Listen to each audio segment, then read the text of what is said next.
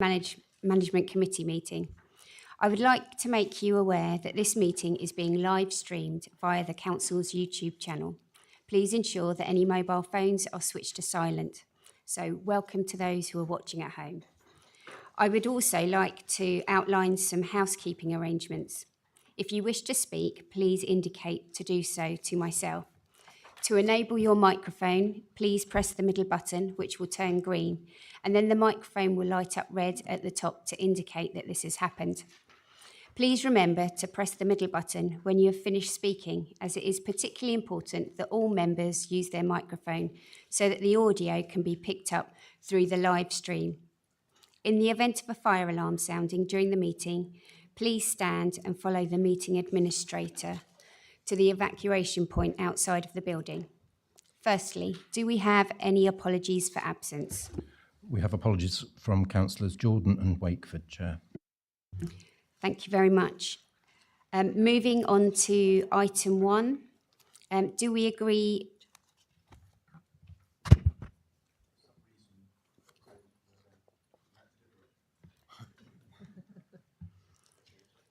We're a bit blurred on the screen over there.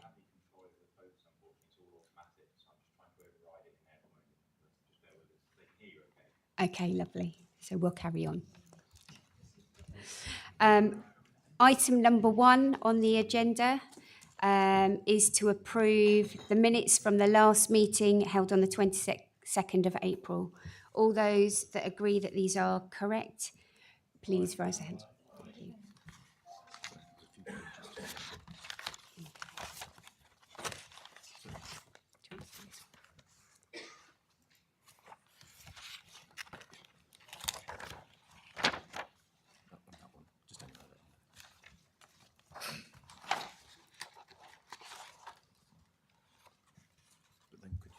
Yes, I know.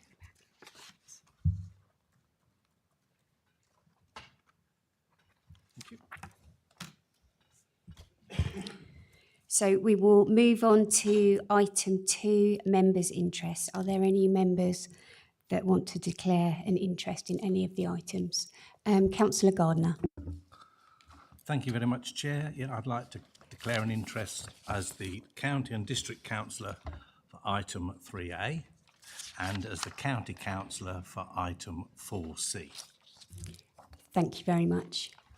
Are there any other members? I need to declare that item 4D, I am the Ward Councillor for Godmanchester. So moving on to item 3A on our agenda, which is the Spaldwick application, and I will hand you over to our Planning Officer, Mari Rosamond.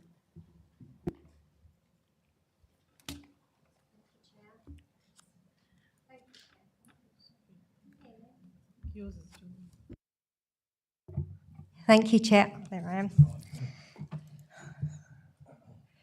Okay, so this application is for the construction of 15 dwellings with associated access, car parking and landscaping at the land east of Ivyway in Spaldwick. It is a resubmission of the same scheme refused in July 2023, with all reasons for refusal considered to be addressed in this current proposal. That 2023 refusal is currently at appeal with the Planning Inspectorate. The application is brought before members as the officer's recommendation of approval differs from that of Spaldwick Parish Council. The proposal was deferred in April 2024 Planning Committee to allow the Environment Agency to comment and seek clarification from Cambridgeshire County Highways regarding the speed of traffic coming from the A14 Slip Road to the north.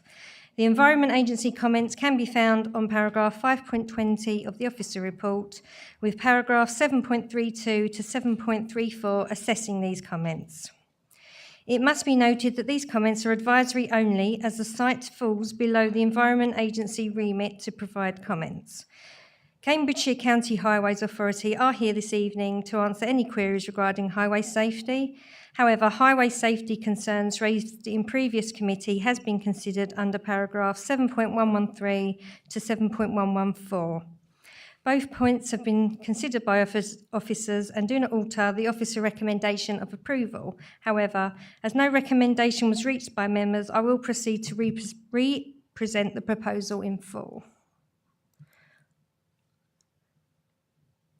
So here is the site, hatched in black. It sits to the east of Spaldwick, outside, but well related to the built-up area, covering 0.81 hectares. The site abuts the Spaldwick Conservation Area on the top eastern side of the site and is also over 115 metres away from the nearest Grade 2 listed buildings to the east. You can also see from the blue lines a drain running along the northern boundary and also running north and south. And this slide shows footpath number 12 Spaldwick, public right-of-way running diagonally through the site. Here you can see on this aerial view that the site is currently agricultural, graded at land class grade 3. Sporadic trees run to the north and east, and more dense trees are on the western side. So this is the existing site plan showing clearly the drains around the periphery of the site. And these are my site photos. So the red dot is where I'm standing, and I'm looking into the site from the top left. And here standing at the access, looking left and right. Left is Spaldwick High Street and right is to the A14 where the Apple Green services are. And this is me standing roughly at the centre of the site looking out, just showing that the site is surrounded by countryside, but on the western side is housing, which will be on the next slide. So you can see there on the top left-hand side, that's the Ivy Way housing development. So the scheme is for 15 dwellings. The scheme is for 100% affordable homes and is a rural exception scheme. Units 1, 2 and 15 are shared ownership. Units 3, 4, 5, 6, 7, 8 and 9 are first homes. And units 10, 11, 12, 13 and 14 are affordable rent. So the access would be from the High Street to the north via a wider entrance road and footways provided on either side. There is also a diversion application to divert the existing public right-of-way here in yellow to the green dashed line to the west. The whole site delivers approximately 1,950 metres of amenity open space, which is an over-provision of open space in comparison to the requirements of the Huntingdonshire Developer Contributions SPD, which requires an overall open space area requirement of 696 square metres. The site would be arranged in a perimeter road with the proposed dwellings facing outwards with rear gardens to the centre. So this slide shows the tenure split, parking and bin cycles. This slide shows the layout with landscaping proposal, which is recommended to be secured by condition. And here is a refuse tracking plan.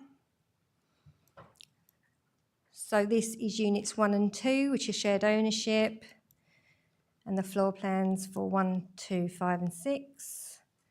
And units 3 and 4, which will be first homes, and then the floor plans for 3 and 4. Units 5 and 6, which would be first homes. Units 7 and 8, which are first homes. Units 7, 8, 13 and 14, which would be affordable rent. Unit 9, which is a first home. Units 9 and 15, which is first home floor plans.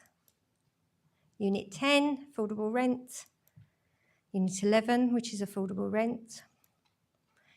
And the floor plans for 11 and 12. Unit 12, which is a bungalow, which is affordable rent. Unit 11, which is a floor plan. Units 13 and 14, which are affordable rent. And Unit 15, which is shared ownership.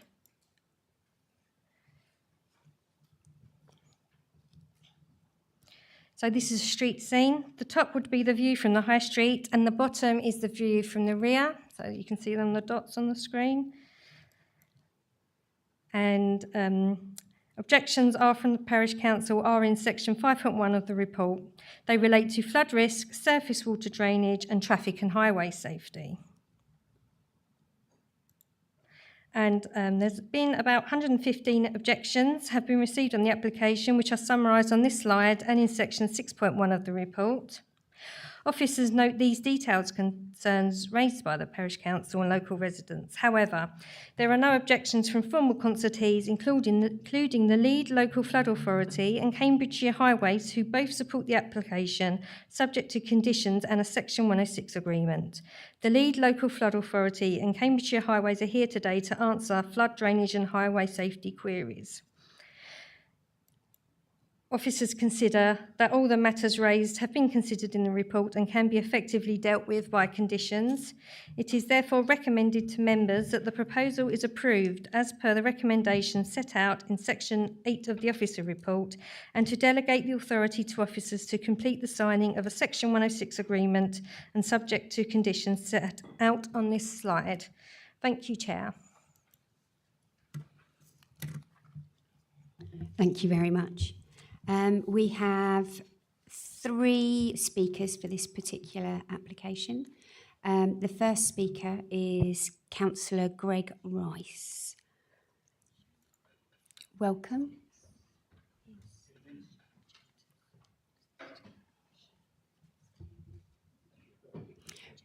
When you're ready, you have 3 minutes in which to address the committee. Okay, my name is Greg Rice, representing Spaldwick Parish Council. We have discussed this proposal at several meetings. There have been around 100 comments on the planning portal. 97% were objections, coming from every street in Spaldwick. This proposal has already been rejected multiple times by our community, the Parish Council, and yourselves. Our objections are very much linked to the HTC local plan of 2019. In it, Spaldwick is only mentioned once as an LP9 small settlement. Spaldwick should only be considering infill proposals. Spaldwick was not identified as an area requiring a major scale development. In LP10, this proposal should recognise the character of the beauty of the countryside. We should not be building a new estate on farmland, especially when it will landlock 7 hectares of arable land behind it. LP24-28, there is no evidence of a local housing need in the village. There are very limited amenities. The service station serves A14 traffic. It is not a local shop. The fast food places have been shut for 2 months, and the other one will be closing soon. There are no employment opportunities in the village. LP 16 and 17. Any employment for residents will require travel by car, not by sustainable travel. The proposed site is on a slip road on the A14.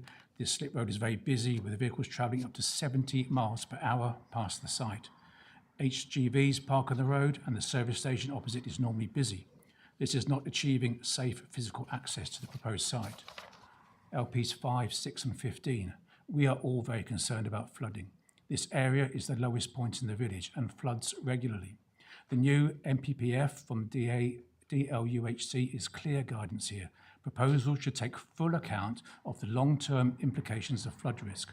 Local planning authorities should ensure that any developments be flood safe for their entirety of lifetime, not increase flood risk, and where possible, reduce flood risk overall. The EA recently recommended that planners should apply the flood risk sequential test to this site before considering approval. Flood runoff from this development will hit existing family homes and listed buildings. The existing sewer system is already inadequate. Many homes in Ivy Way get backup toilet sewage. The local plan states that proposals will not be supported without an agreed plan to upgrade the existing sewer network. This development would lead to many more unacceptable occurrences. This proposal is very wrong for our community, and thank you very much. You still have another 30 seconds. Oh, sorry, I saw a light came on, sorry. Okay, it's very long for our community. Our view is that the only action tonight should be to reject this plan. Thank you very much for your time. I'm happy to answer any questions you might have. Thank you very much for addressing us. Are there any questions for this particular speaker? There are no questions. Oh, Councillor McAdam.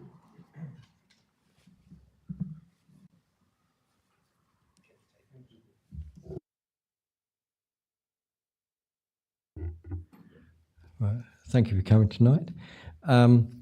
You made reference to flooding, and I've seen photographs of flooding in the area going up to the petrol station.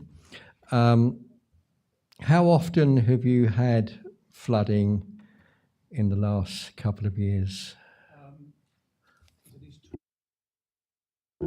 At least twice in the last 5 years. The last one was, I think, in 2022-23, and that came into the garage and across the roads as well. Thank you very much. Councillor Tevlin. Thank you. You mentioned there's no possibility of active travel transport connections. Has the Parish Council thoroughly looked at that with the County Council on that matter? Because I know there are schemes available for NMU sites and active travel sites. So I wouldn't rule it out. So what's your perspective? Thanks. Thank you for the question.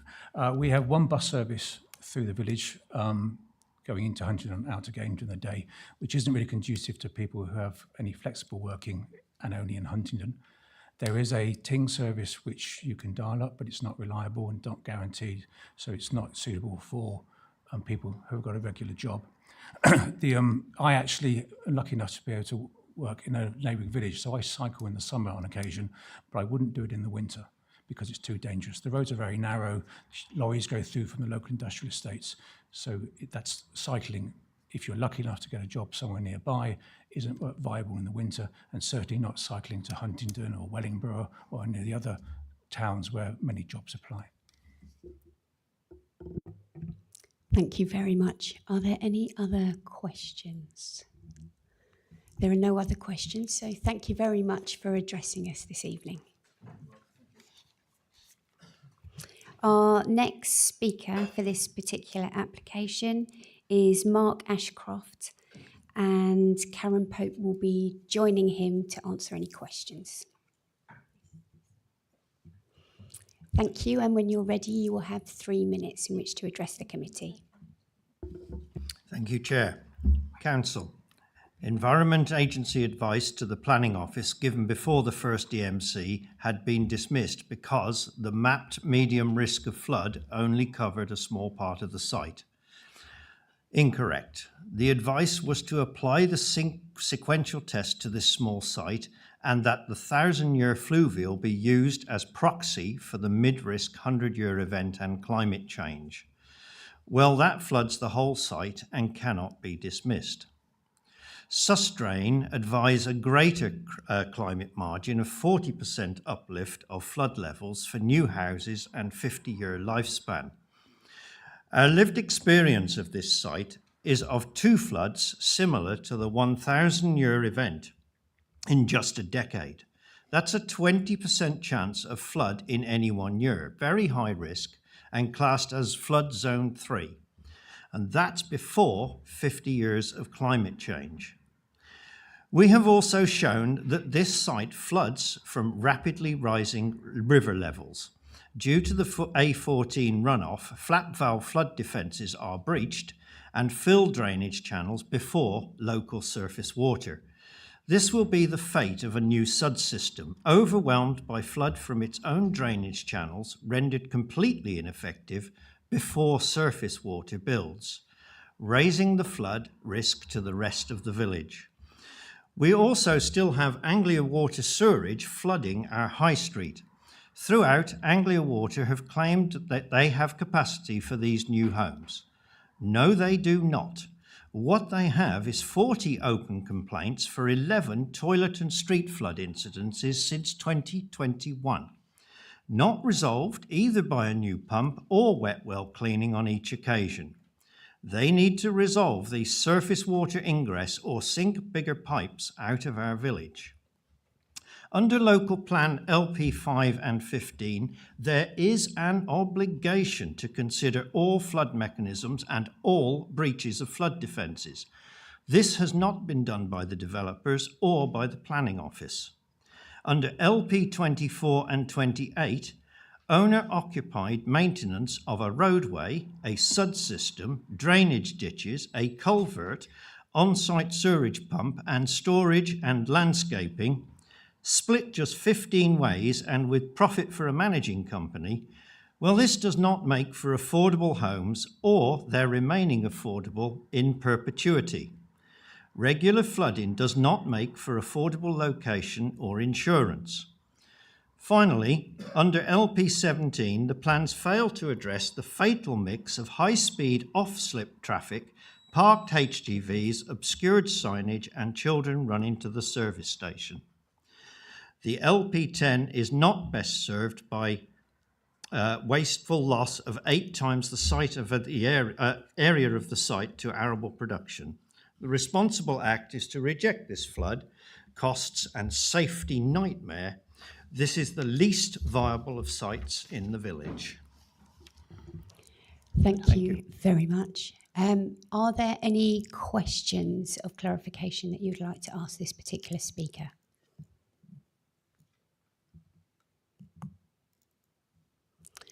There are no questions. So thank you very much for joining us this evening.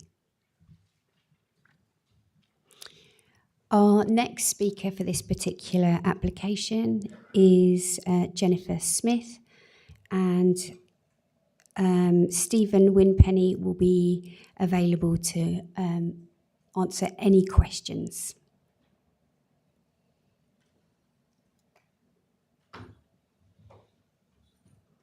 Thank you for joining us this evening, and when you're ready, you have 3 minutes in which to address the committee. Thank you. Good evening. My name is Jennifer Smith and I'm speaking on behalf of the applicant. Steve Winpenny, the applicant's drainage consultant, is sat with me. My colleague spoke to you at the last committee meeting and explained that this application is a resubmission of a previous application considered by the council. As he discussed and as demonstrated in both the officer report before you this evening and the report you considered at the last meeting, the scheme has been updated such that it's fully compliant with the policies of the development plan and fully addresses the matters of concern raised from the last scheme. Concerns were raised at the last meeting about the response from the Environment Agency and matters on highway safety. Detailed drainage information has been provided and assessed as a part of this application. Officers note that despite further consultation with the EA and consideration of matters of highway safety, their view remains the same, that planning permission should be granted. In respect of the Environment Agency comments, these are only submitted as an advisory capacity as the site is located in flood zone 1, which has the lowest risk of flooding. Could we ensure that the public gallery can keep quiet? Thank you. The LLFA fully support the proposal in dealing with surface water drainage, and an officer from the LLFA was present at the last meeting and confirmed their position on this matter. There are no material reasons to depart from the formal response of the statutory consultees in this case. Overall, the proposed development has a number of identified benefits, including the delivery of much-needed affordable homes to meet this identified need. It's deemed to be a public benefit that weighs in favour of granting consent. The scheme is in accordance with the development plan when considered as a whole, and we therefore respectfully request that you accept your officer's recommendation this evening and grant planning permission. Steve and I are happy to answer any questions. Thank you. Thank you very much. Are there any questions for this particular speaker? Councillor Gardner. Thank you very much, Chair. Can you, when you've done your flood assessment for the site, can you confirm, is that just purely for the site, or does it include the wider area? You know, when we have heavy rain, it comes down the hill and then across. So how much water from the surrounding area can your flood alleviation do within your site, or does it only allow the volume of water that occurs within your site only? Thank you for your question. Perhaps I can address this, as I was the author of the report you're referring to. The intention entirely is that any off-site flooding or water travelling towards the site is intercepted off the site and transferred to the ditches where it's going now. So the off-site flooding, off-site runoff will not enter the site according to the designs. the main issue we've heard a great deal about flooding in the area. At the moment, there's unrestricted runoff from a clay field, which is significant. The proposed design will intercept any water from within the site and attenuate that to the existing one-year flood. So there'll be a substantial reduction in any major rainfall event. So the whole scheme will be beneficial to that part of the village. It was mentioned earlier that the flat valve was ineffective. Now, the last couple of years, the IDB has cleaned all the ditches out. And they were found to be in a pretty poor state. So what happened more than a couple of years ago is less relevant than what's happening now. They also confirmed that the flat valve within the drainage network was working absolutely fine when they saw it 18 months ago. Thank you. Are there any other questions for Councillor Hassel? I just wanted to ask, as when you've been doing your analysis, with a lot of discussion about surface water, but quite a big problem in the area is groundwater. So I just wondered what your groundwater analysis you've been doing. So, all right, the site is basically clay. We went out and did trial holes to verify this.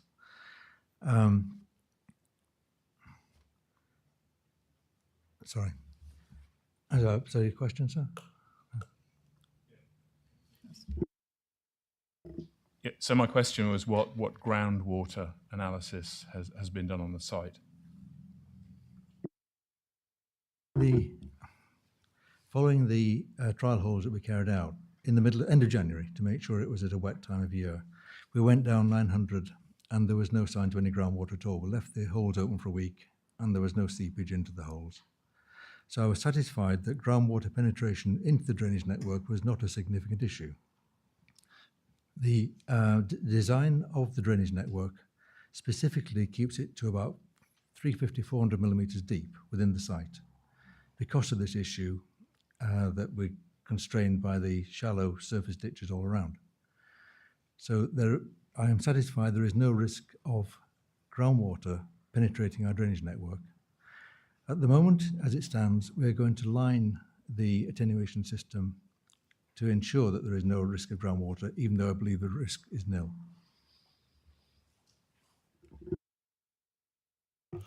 Thank you very much. Councillor Niche. Thank you, Chair. As you can hear, there's obviously quite a big concern on flooding in the area, and one of the areas you're looking at is actually the maintenance of the surrounding ditches, etc. How, apart from obviously a maintenance company today, is that the only proposal to deal with the surrounding ditches to ensure they are clear, to allow the water from other areas, which you mentioned flowing down that location, are cleared and kept clear?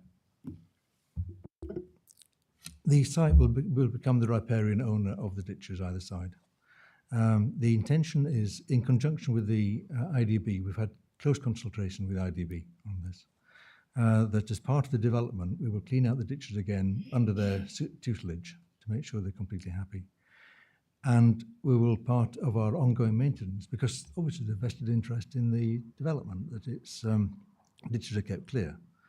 So part of the maintenance requirements of the management company will be to keep on top of this as riparian owners.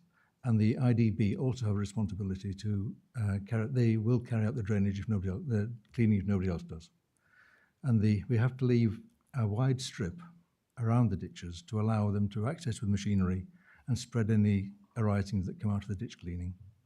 We're hoping to avoid that by the developer taking the lead on this. But if at some stage in the future anything should go wrong, then the IDB will step in, which is their statutory responsibility. Councillor Niche. Thank you for letting me come back. I suppose it's just a question, and it's a question for officers as well, not for now, but as to which locations are dealt with by the IDB, Internal Drainage Board, because I'm not sure which parts are. So what you're actually saying is it's down to the maintenance and the maintenance scheme, which I think has been alluded to, obviously ends up being paid for by the future occupiers, doesn't it?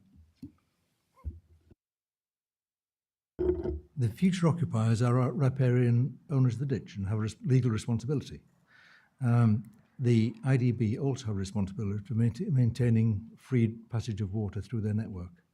The Environment Agency have nothing to do with this. This is not an area of their concern.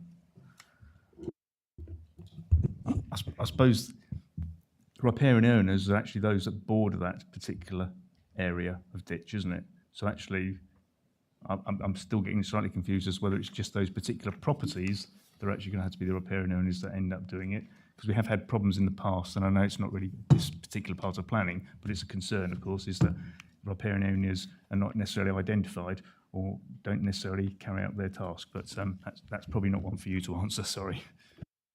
Could I comment that the riparian ownership business is a complete snake pit? I've been involved in several cases recently where we've been trying to establish who is responsible for what, and it's really quite wide-ranging. For example, if there's a culvert running down the road, the householders either side are responsible for it, not the highway authority. It's quite an onerous responsibility, which will be discharged by the owners. Thank you very much. Councillor Sanderson. Thank you, Chair. I think earlier, yourself, the other speaker, there was a little bit of interjection, wasn't there, from the public when you said it is in flood zone 1 and it's at the lower risk of flooding. Well, from the report, that is correct. I don't think you were suggesting that it will never flood under any circumstances. You were simply stating that it is in flood zone 1, which is a matter of fact. So it is at a lower risk, and the site is at under 1 hectare. I think is that what you were saying? If you could clarify, that would be helpful. Thank you. Yeah, that's correct. I was saying that the response from the Environment Agency is that it is in flood zone 1. Flood zone 1 are the areas of which have the lowest risk of flooding. That's what they're defined as in the National Planning Practice Guidance, and that they're only commenting, the Environment Agency, in an advisory capacity because of the size of the site, because it is below 1 hectare. Could I perhaps make one comment, which was thrown out that the 1 in 1,000 year event should be taken as a proxy for the 1 in 100 year plus 40%? Nonsense. It is roughly a 1 in 200 year event, because if the increasing probability of flooding with increasing time is actually a logarithmic function. So double the period. So if you increase the period by a factor of 10, you increase the flood risk by a factor of 2. So the 10 year is double the 1 year, the 100 year is double the 10 year, and so on. So the 100 year plus 40% is actually almost exactly the 200 year event, not the 1,000 year event at all. Thank you very much. Are there any other questions? There are no other questions, so thank you very much for joining us this evening. So that brings us on to the next part of our application, which is to ask questions of clarification to our planning officers. We also have Highways here and our local lead flood authority for any questions that you may have. Councillor Niche. I've already referred to mine. I suppose if you could just show me on the plan which areas are responsible for the internal drainage board for that particular area.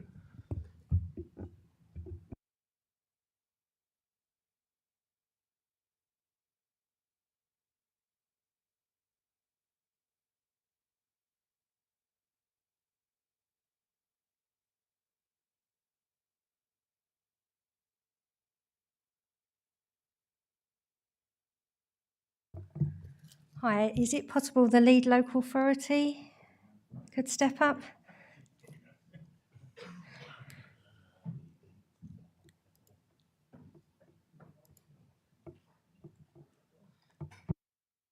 Thank you for joining us.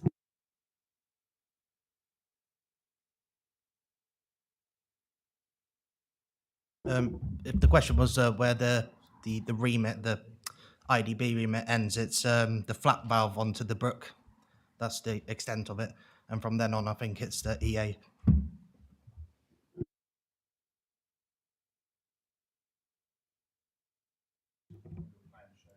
We're just bringing it up.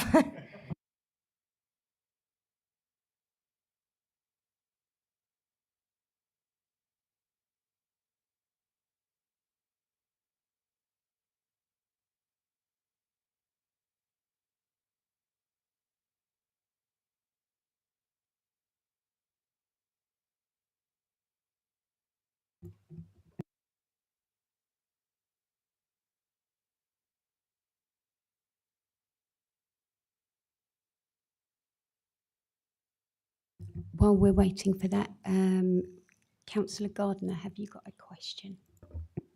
Thank you very much, Chair. Yes, my question is with regard to the sequential test.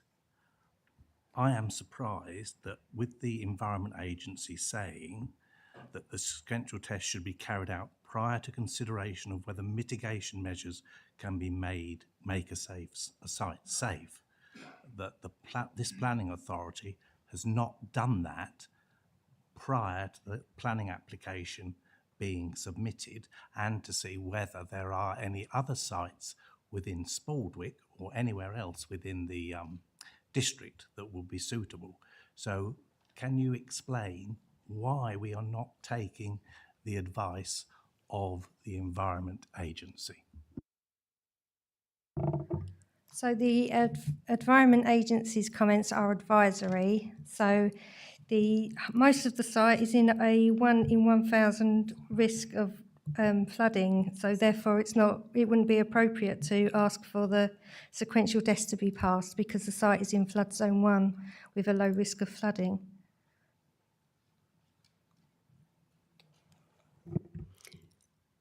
You can have a follow-up. Thank you very much, Chair. Yes, I don't disagree. What you say is correct, but the Environment Agency state in your own report that the sequential test should be carried out prior to consideration of whether mitigation measures can make a site safe. What I'm saying is, why have we not taken that on board? That's the worry I have. We haven't taken it on board. We don't appear to. So the site is in flood zone 1, and most of the site is in 1 in 1,000 year risk of flooding.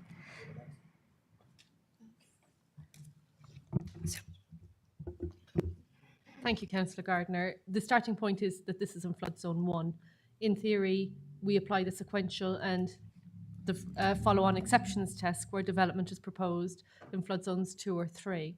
So for that reason, and noting that the Environment Agency's comments are advisory at this point, taking the NPPF as a whole alongside the planning practice guidance, we have applied the methodology as per the NPPF and the PPG, and we have noted that their comments are advisory in this regard. Thank you very much for that clarification.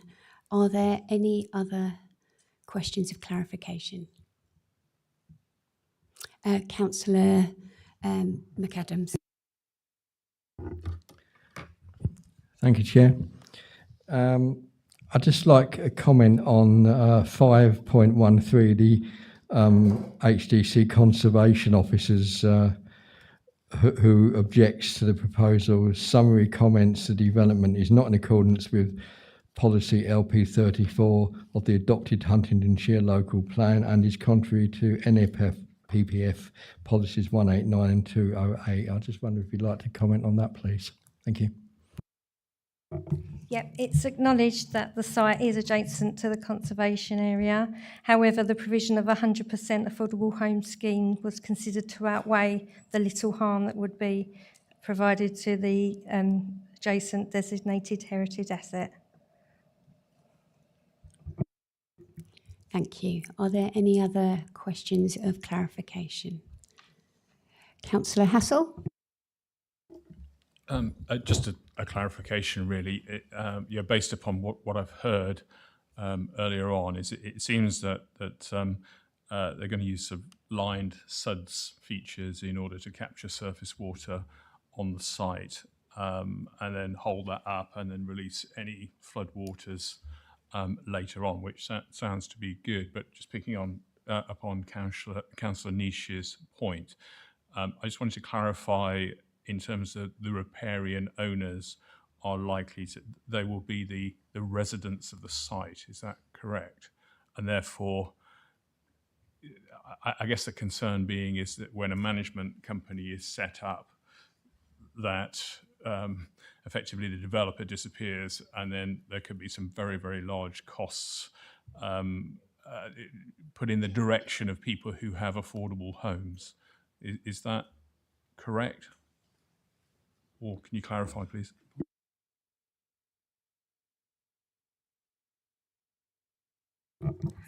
So this is covered by the lead local flood authority condition, so I'll invite them to make a comment. Yeah, we've approved the maintenance plan. Generally, it's an outside contractor that will take it over and it'll be paid for, yeah, by the owners.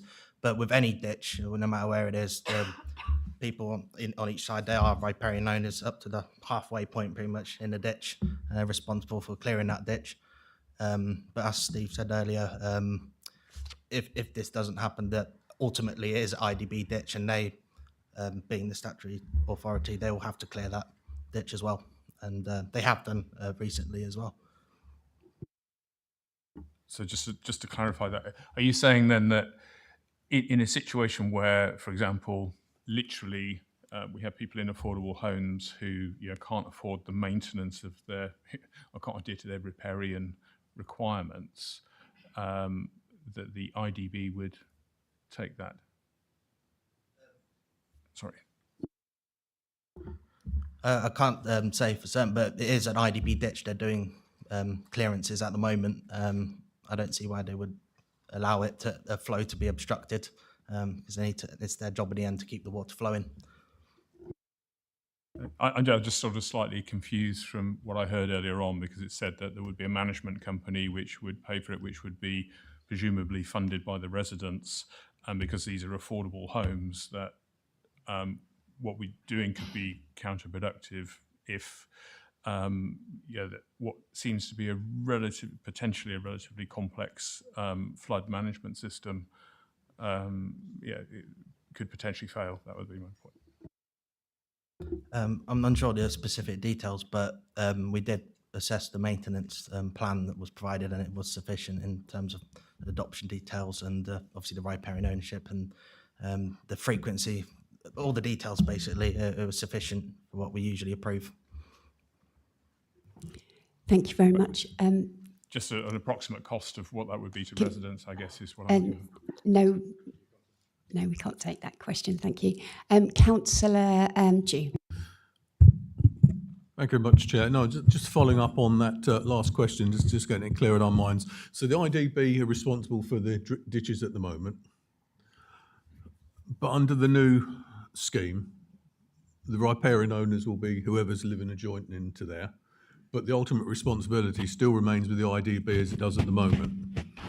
So is that where we're going to? That's fine. And there will be a management company established, as there are on a lot of estates nowadays, whether they're affordable houses, unaffordable houses, for which either the tenants or the owners will be, as part of their ground rent or whatever, will pay towards that. And they will actually be doing the maintenance anyway. So they will be covering the riparian rights for these people. So there is a mechanism in there to make that work. Is that how I read it? Yeah, that's correct. But another thing, we have put a condition in that once the site's been constructed, we have to verify, obviously, not only the surface water drainage network is built according to plan, but also the ditches are cleared. That's one of our conditions, is to have those ditches cleared. Thank you very much. Are there any questions for highways, as we've got our highway expert here as well?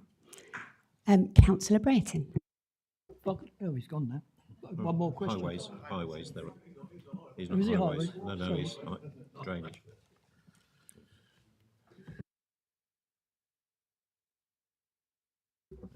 Welcome. Sorry, it was a question for the drainage, but he's gone now. Well, I have a question for highways. We had a speaker that came up and mentioned that speeds coming along that road is 70 miles an hour.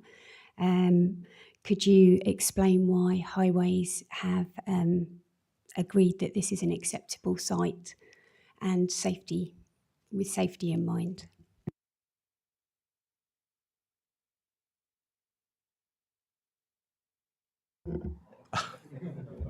Sorry.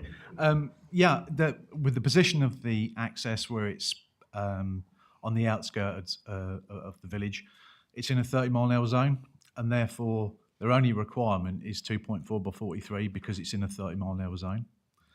The speeds have been indicated at 70 plus. However, we've got no accident statistics. The visibility requirement is 2.4 by 43, as I said, but in actual fact, you can actually get 2.4 by 176, which is onto the slip road past the service station. And it just meets the requirements, and therefore it just wouldn't be sustainable to refuse appeal. Are there any other questions for Highways? Thank you. Are there any other questions of clarification for our planning officers? Councillor Niche. Yeah, it's just confirming which ones are IDB ones on that plan. Is it the ones that you all the way around the site?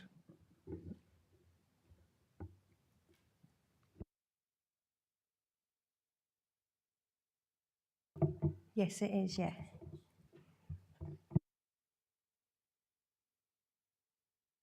Yes. Thank you very much. Councillor Brereton, did you still have a question of clarification about drainage? Okay. So if we could have our drainage expert back, please.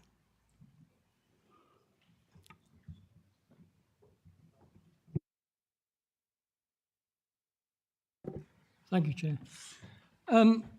With all these dikes cleared out around the site, and possibly the dike along Thrapston Road, what happens when all the other dikes are full of water? For the flooding we've had in my area, we've had like 2 months of constant rain, really, and the ground's been so wet it won't drain away. So all the dikes have been full. Where's all this water going to go when those dikes are full for weeks? Thank you. Well, that's the ditches around the site, they're kind of the end point. Obviously, that flap valve is where it discharges into the brook. So there would be the first ditches to be full. And the site's modelled with that in mind. So there's a whole separate set of calculations with a obviously the site itself drains out with its own flap valve. So with that flap valve closed, it's shown basically not to flood in the 1 in 100 year plus climate change. But again, my question is, what happens if all the other dikes are full? I'm not sure, does this drain into Aukenbury or? Yeah, it goes into Aukenbury Brook through that existing flap valve. So if the other ditches are full, the ditches around the site would have been already full because this is the end point, basically, the discharge point. So Aukenbury Brook very often is full, doesn't drain very quickly.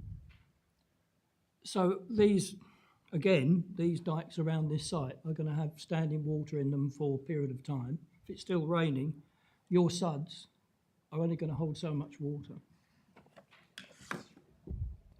I agree, but they've been designed with this in mind and they're shown not to flood. We've scrutinised this, we've objected previously based on it, but all the current calculations, the information provided shows that the site's built with this in mind. There's enough storage on site to accommodate this without any out discharge into the ditch. So essentially that means when the ditch is full, it's been modelled for that situation and with a 1 in 100 year climate change event. Thank you very much. Yeah, thank you. Are there any other questions of clarifications for our planning officer? Councillor Gardiner. Thank you very much, Chair. It's with regard to 7.73, where it states the proposal would result in harm to the significance of the Spaldwick Conservation Area, which is in contrary to LP 34, and you state that it would create, you've given it a great weight, but not a special weight. Can you tell me what the difference between great and special is? Because to me, they're virtually the same. And on our local plan, up to 2036, it says the built-up area will exclude undeveloped land that affords important views from a public vantage point to or from listed buildings or conservation area connecting the building or area to its countryside setting. Now, I would have thought that that is precisely what that area in front of the petrol station is. It's an important view as you drive into Spaldwick on the left-hand side. It creates that area of countryside, but we seem to have decided that we're going to give only great weight and not special weight. Can you tell me what the difference is, please?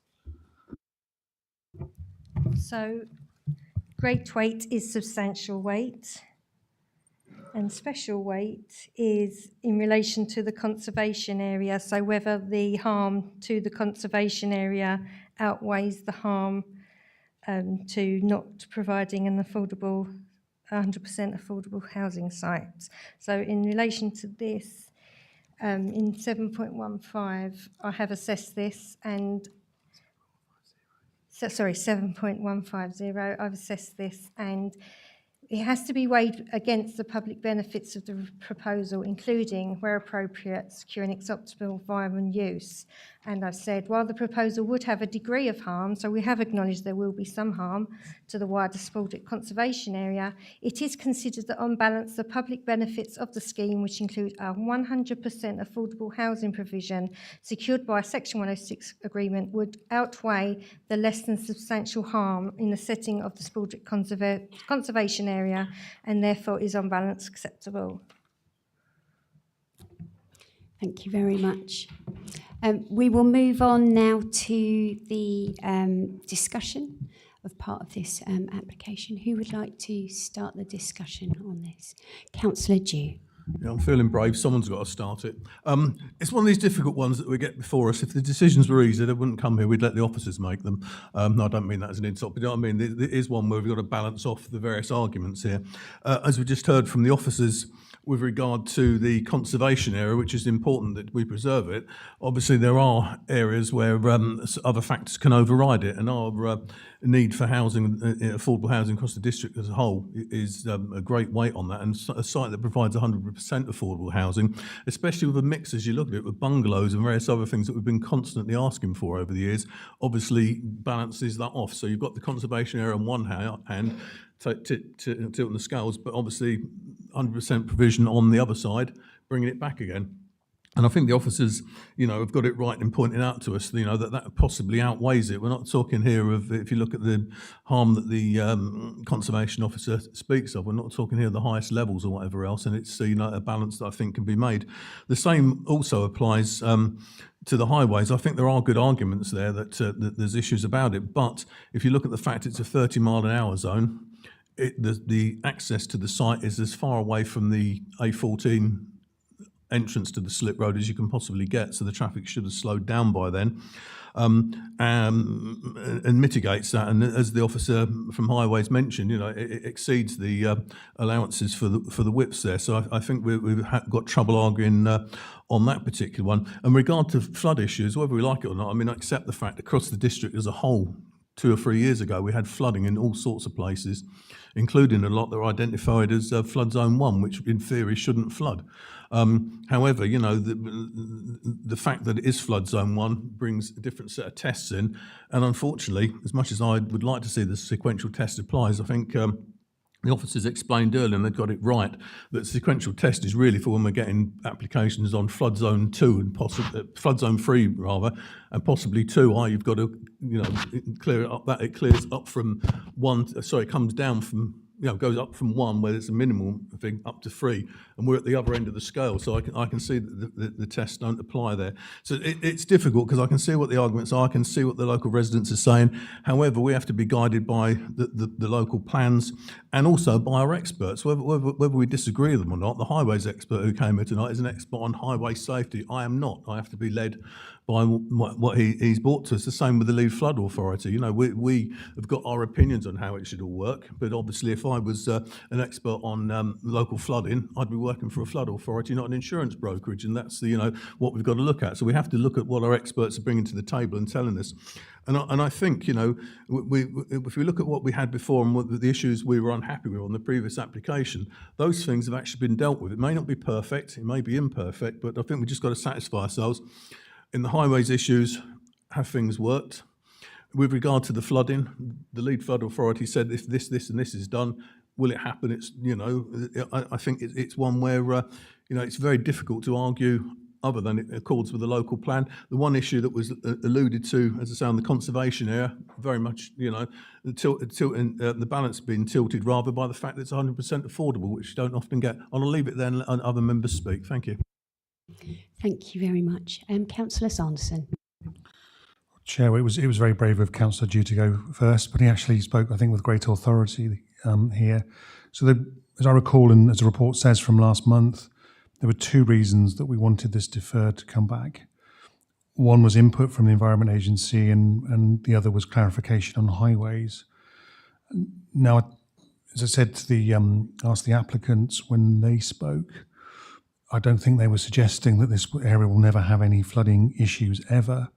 What they're saying is, and it is reflected in the report at 7.34, it's located in flood zone 1, it's under 1 hectare in size.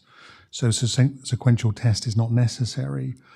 But I noticed that there are documents that have been submitted: drainage site survey, proposed drainage site plan, drainage drawings, and the report. And I do understand the residents' concerns here. If they've had flooding issues, which it appears that they have, and must be incredibly stressful to go through for them or for anyone. I'm not sure that I can see anything here that would lead me to go against the officer recommendation as it stands. I'm happy to hear from colleagues, of course. Thank you. Thank you very much. Councillor Gardiner. Thank you very much, Chair. Well, listening to the officers and reading the report, I do believe a sequential test should have been taken into account because you've been advised by the Environment Agency to do so. And to my mind, if somebody advises me to do something for my safety, then I would expect to do that. It's no different to if I'm driving a car and the mechanic says your brakes could fail, you don't then not do anything. The Environment Agency have said that they feel that you should do a sequential test. Therefore, I believe this authority should do that. It does, in my opinion, create harm to the conservation area, and I don't think that by having 100% affordable homes outweighs that. I don't think we should be doing that. There is environmental harm, and under LP10 bracket C, this development would adversely affect the use of enjoyment of the countryside by others. The proposal would result in an adverse impact on the character and appearance of the area, which I personally believe that would be the case. So there is no public transport in the area, or minimum, as you've already heard. Therefore, if you haven't got a car, you can't get in or out of Spaldwick. There's no doctors, there's no dentist. If you want to do any shopping, you've got to go to the nearest shop is in Huntingdon, or you've got a very small Budgeons in Kimbolton, or you go to Thrapston. So, you've got quite some considerable distance to go to do your local shopping. You have got you can't cycle, as has already been stated, because there's no cycleway adjacent to the A14. So, you've got to get in a car, and the bus service is nigh on impossible. So for all those reasons, I think, we need to seriously consider what we're doing here. And as I say, because at the end of the day, the cost will come down. If the site floods, the cost will be coming back to the district council for finding people homes if they can't get into their own properties. Thank you very much. Councillor Goulson. Thank you, Chair. When we come to these meetings, we rely heavily on our consultants, consultees, to give us the factual information, and it all doesn't always sit pretty with us, and we don't always like what we hear, because once we've got their opinion, or not opinion, they're the facts, it gives us a clear steer where we can go. The one that I do think is right, when I drove into that village, the first thing you'll see is this site as you drive into the village. I personally think it will cause harm because it is right on the edge of the conservation area. The appearance, and you start seeing it's more to the countryside than the built-up area. And to my mind, that is something that is denigrating the village. We can't use highways. They've said it's safe. We can't use the drainage board. They've said it's correct and safe. But to my mind, I do think this is not in keeping with our keeping the village plans right. But I'll wait to hear the rest of the conversations. Thank you very much.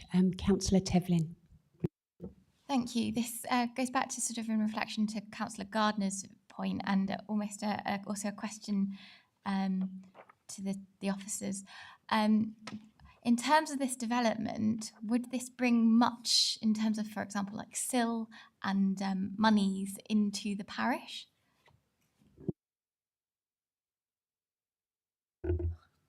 Thank you, Councillor Tevlin. That question isn't relevant to the deliberation before you tonight. It's just in reflection to Councillor Gardner, where there's no scope for further development. But actually, I think if the development happens, then there's potential for growth and reconnecting the areas of concern. Thanks. Shall we move on to another point? Do you have another point that you wish to raise, Councillor Tevlin? No, thank you. Councillor Butler. Thank you, Chairman. Yeah, I've listened to the debate quite carefully. If we don't build in some of these villages, some of the statements that have been made, this could be any village or every village virtually in the district. No bus routes, no shops, no schools, no dentist. We know that. But this is a special site where it's up to us as members.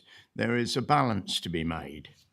Do you feel that the balance is harmful because of the conservation area, or do you feel that the benefits outweigh the harm? By 15 houses, 15 families, possibly local people that want to stay in the village for whatever reason, just because it hasn't got this or that, it doesn't mean to say they shouldn't live there and we shouldn't let them live there. We've got no leg to stand on as far as appeal goes. If we turn this down, we're sunk. We've had the experts here and they've told us their opinion. So you've got nothing to hang your hat on as far as refusal goes. I personally think that the benefits outweigh the harm by the fact that these are 15 affordable homes, and some of the families or people in that village will have an opportunity to stay in that village with their families. The flooding can be mitigated to a degree. Floor levels can be conditioned, which they are. There's 33 conditions here, and that's quite extensive for any site. So, as I say, we've got nothing to go on with Highways or the Flood Authority, and in my mind, this is a good scheme. And the pictures that we were shown earlier about flooded fields, I'm a farmer, so I can show you pictures like that of every field in the country virtually when the water doesn't have time to just percolate and get away. We're told that the flooding situation is not possibly going to happen. We've been thrown off a bit by the residents in the next or neighbouring estate there have obviously got problems, and that is an inherent problem within that estate. That doesn't mean to say that this one will have those same problems. So Can the public gallery please keep their comments to themselves? Thank you. If you would like to leave, thank you. So, Chairman, I will propose that we go along the officer's recommendation of approval. Thank you very much. Councillor McAdam and then Councillor Niche.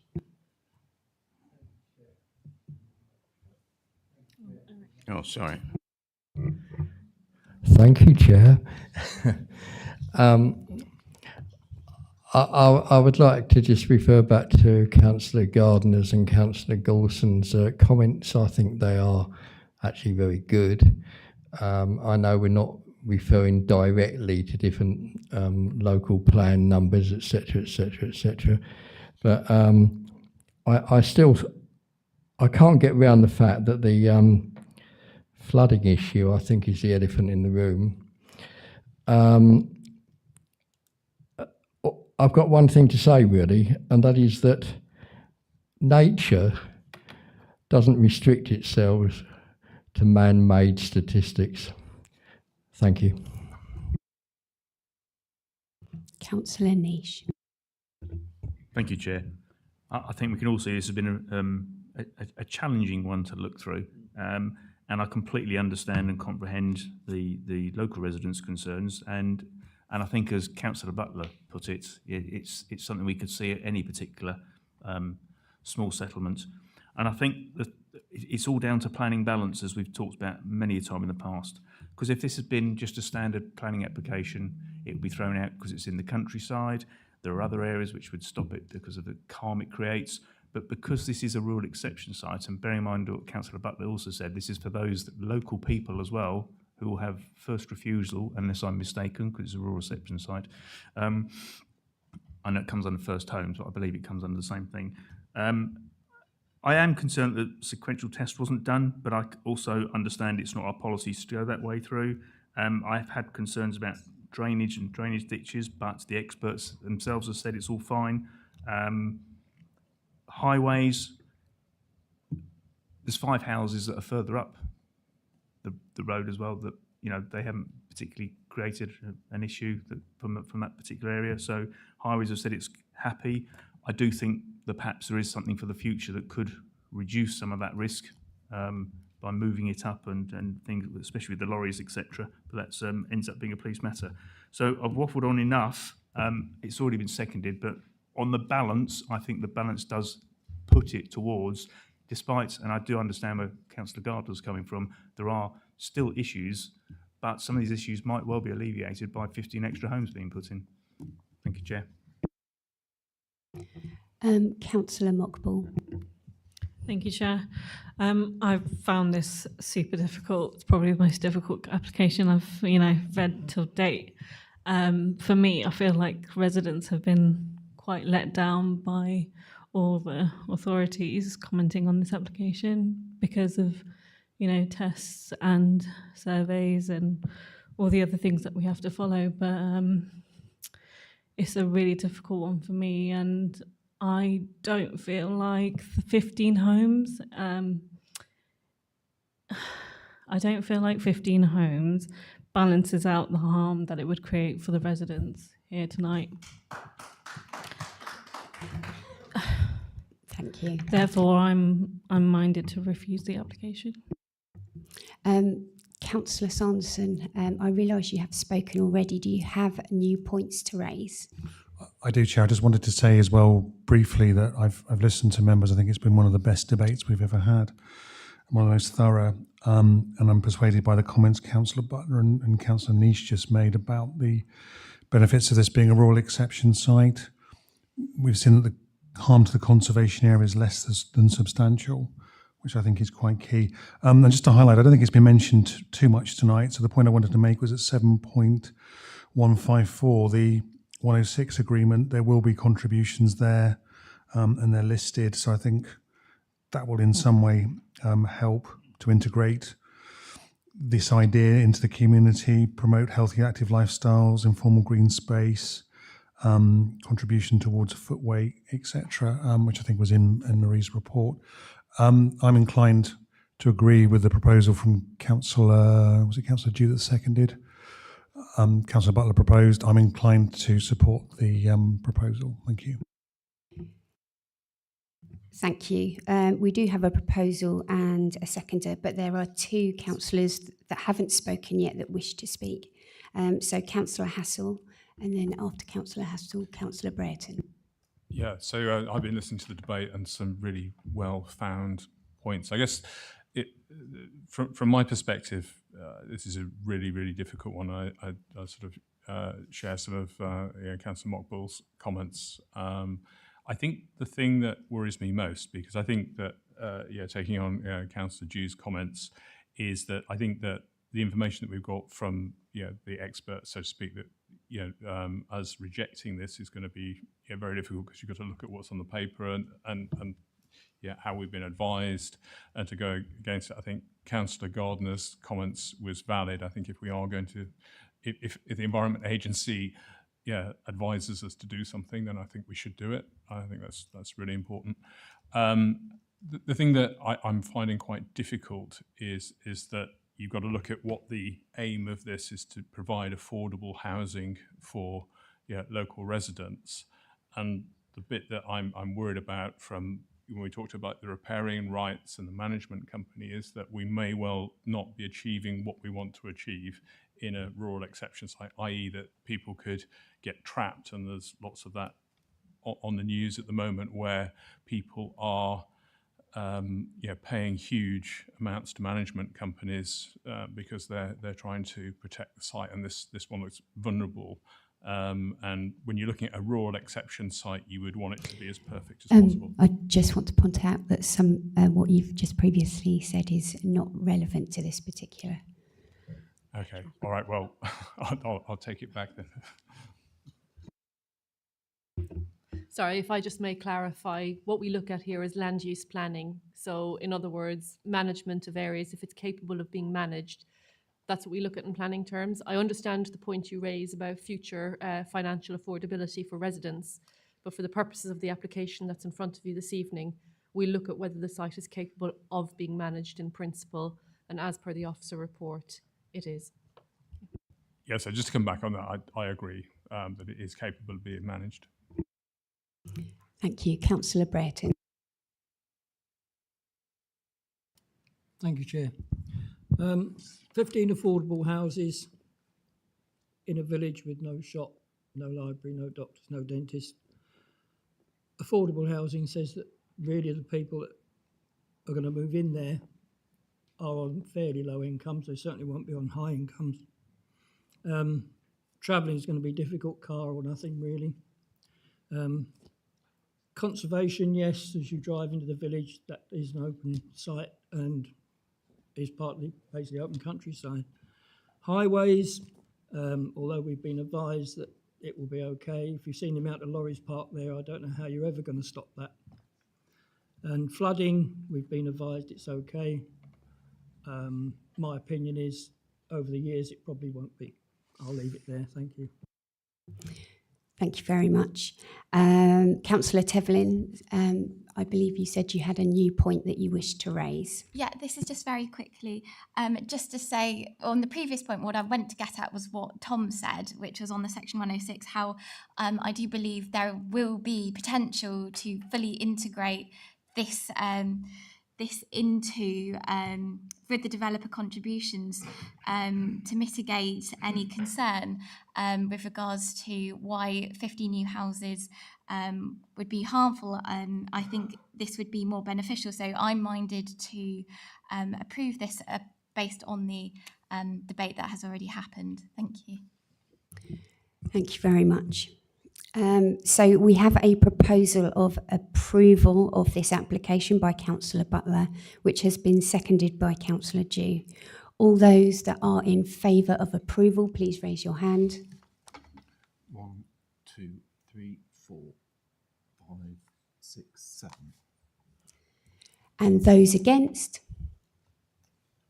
1, 2, 3, 4, 5, 6. And any abstentions? 1. Therefore, this proposal has been approved. Excuse me. Please do not call out, thank you. Would you please leave the room?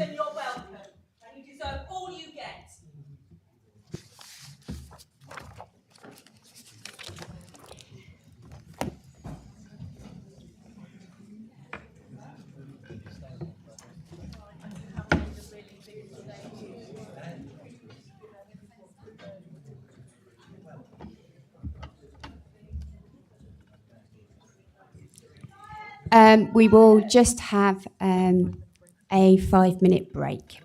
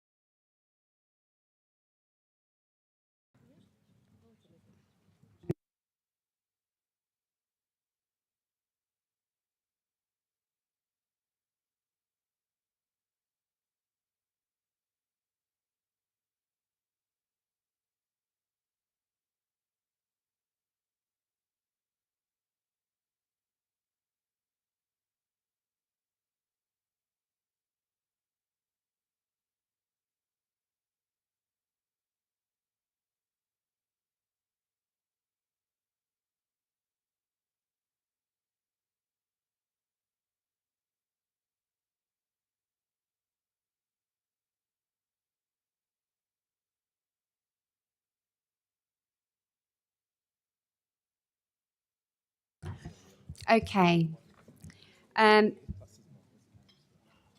We will move on to item 4A on our agenda, which is a planning application in Brampton. And our planning officer, Olivia Manton, will give the report for us. Thank you very much.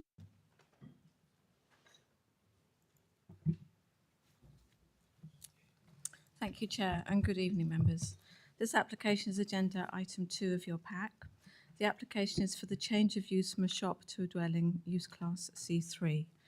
The application is presented to members because the officer recommendation of refusal differs to that of the parish council who support the application. It is noted that this item is very similar in nature to that was brought by my colleague earlier this year in January, impacting a property in Warboys. In this instance, the shop was formerly a post office until July 2021, which was relocated to a small supermarket in Miller Way in Brampton. The premises was then used as a card shop until it closed at the end of April 23, as due to the lack of footfall it became uneconomic to run. The owners wished to reintegrate the shop premises back into the main residential dwelling. The application site is within the Brampton Conservation Area and is adjacent to a listed building. It is noted that heating, lighting, toilet and kitchen facilities are all integrated in the main residential dwelling. Brampton Parish Council recommends approval. Cambridgeshire County Highways have no objections, nor do Environmental Health, and there were no neighbour representations. We have received written representation from the applicant, which will be read out later on. So I go on to the slides. Sorry. This is an aerial view. That's right. There's the so can you go back to the previous one? So there's the application site is there shown in black hatched. And then the next slide. This is the aerial view of the property with the listed building. Yes, there. Thank you. The next slide. These are historical photos of the property. So in 1936, we could see that it was a single private dwelling. By 1964, it had changed to a dwelling with a post office. 2016, you can see the most recent picture there with the post office signage on the front. And then this is as it stands today without the post office signage or shop signage. This is the floor plan of the shop space as a post office. So you can see that the shop is at the front with a post office counter and then going on to office space at the rear. And the next slide shows a proposed floor plan with the space integrated back into the dwelling. Local plan policy LP22, local services and community facilities, is relevant for this application, and this is copied here. Part E2 states that the loss of a service can only be supported where reasonable steps have been taken to effectively market the property for its current use without success. So the next slide talks about the reasoning for the policy. And it says that the policy cannot prevent local services or community facilities from closing, but provides a window of opportunity for provision of a similar or alternative local service or community facility where local support exists. It does then go on to state, for commercially run facilities such as local shops and pubs, the Council considers that a robust marketing exercise is the most transparent way of demonstrating that such facilities are no longer viable. And then the last slide shows that, as detailed in paragraph 7.8 to 7.22 of the officer report, it is considered that the application has failed to demonstrate part E2 of LP22, as the change of use has not been effectively and robustly marketed. Therefore, as detailed in paragraph 8, the reason for refusal is that the proposal has failed to demonstrate that the site has been effectively and robustly marketed for its current use without success, to demonstrate that there is no reasonable prospect of that surface or facility being retained or restored. So subsequently, the application has also failed to demonstrate that the loss of the commercial site will not undermine the settlement's role in the provision of services. The proposal is therefore contrary to policy LP22 Part E2 of the Huntingdonshire Local Plan. Thank you. Thank you very much. We have one speaker. And Tony, our meeting advisor, administrator, will be reading that out for us. Oh, sorry. So this is a statement by the applicant. LP22. This report leads you to believe that in order to comply with LP22, that a robust marketing strategy is necessary. This is not the case. Section 6.48 of the local plan states, the policy allows for loss of an existing service or facility where this is to be provided in an alternative location giving equal or better accessibility to the community than the existing facility. Alternative provision may not be in the same format. In such instances, there is no requirement for marketing the property for its current use. In a letter to me dated the 6th of November 2023, the case officer stated, in my informal officer opinion, the proposal may comply with policy LP22 Part D. LP22 Part D states, an equivalent service or community facility will be provided in a location with an equal or better level of accessibility for the community it is intended to serve. Section 7.15 of the report states, officers have to consider the current most recent use that is being lost, which is use Class E. HU 11 of the local plan references the increase of use Class E retail provision on Brampton Park. This consists of 3 units as follows. Unit 1, retail 371.1 square metres, use Class E. Unit 2, retail 46.7 square metres, use Class E. Unit 3, retail 75.9 square metres, use Class E. And then there's a table. Increase of use Class E since 2019, 493.7 square metres. Decrease of use Class E due to application 23-02498/FUL, 20.55 square metres. Total use Class E increase, 473.15 square metres. Between 2019, when the local plan was produced, to present day, use Class E retail has increased in Brampton. Therefore, this application will not undermine the settlement's role in provision of services, as there has been no loss of local service. Unit 1, Unit 2 and Unit 3 have a large retail area, disabled access and are located on Central Avenue. This complies with LP22 Part D in that they are an equivalent service or community facility and have a better level of accessibility for the community it is intended to serve. Section 7.11 of the report states, each case of use should be assessed on its own merits. I do not believe that the application has been given a fair assessment in its own right. This is contrary to common planning practice. In another email dated 27th March 2024, the officer stated, this follows a recent nearly identical application in Warboys, and therefore we need to follow a consistent approach and decision-making process. In the previous application, the committee supported the refusal decision of the LPA.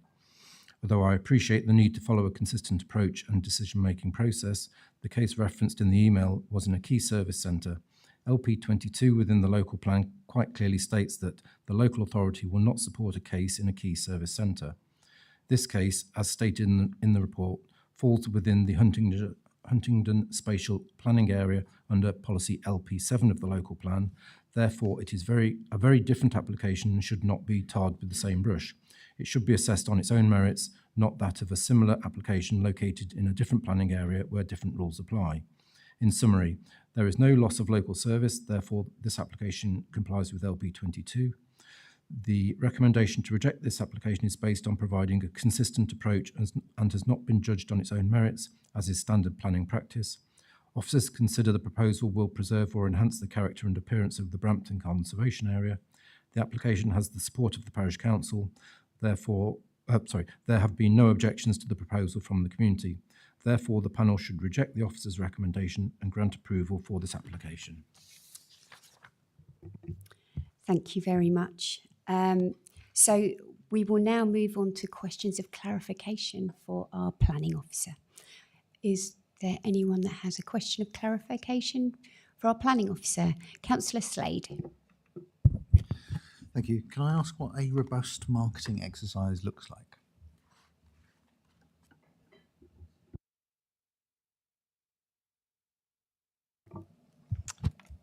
Thank you, Chair, and through you. So if we just go to support and text, So, paragraph 6.49, it's right towards the bottom of the paragraph, but effective marketing in most cases needs to be for a continuous period of 12 months at a value reflecting its permitted use, with details kept of any offers received and detailed reasoning for declining them. Councillor Sanderson. Thank you, Chair. I know this area pretty well, not far from where I live, and I visited the site with Councillor McAdam on Saturday, and it looked to me as if this had already happened, if I can put it that way. Obviously, I didn't go into the building. We just looked from the outside. So could I just get some clarification on, has this actually occurred? Is the shop still operational there? I'm a bit unsure about that. If you could clarify, that'd be helpful. No, the shop has already gone, so I think it went in April 23. Because it was uneconomic, so the card shop, so it changed from a post office to a card shop. So it's the loss of that shop that is under examination today. So it's the loss of the card shop that's under examination, is that correct? It's the loss of a shop premises. Are there any other questions of clarification for our planning officer? Councillor Hassel? Yeah, just because my understanding is, yeah, obviously visited the site as well, and it used to be a post office, and that post office has now moved, and it almost looks as though, trying to sort of make having had the post office franchise, if you like, taken off, trying to preserve the shop, it looks like it didn't work, and that's what's happened here. So is it correct to separate the post office from the card shop, or are they sort of really one and the same thing? For you, Chair, so the last use was as a shop, so that's its lawful use. I think just obviously, and kind of this answers your question, but goes back to the points raised by the letter that was read out by Tony. So in regards to there being other units available, when we're looking at what is the aim of this policy, it's to protect those existing services. So yes, there may be other units available, but this would then take one unit off the market, which there hasn't been any marketing exercise done for.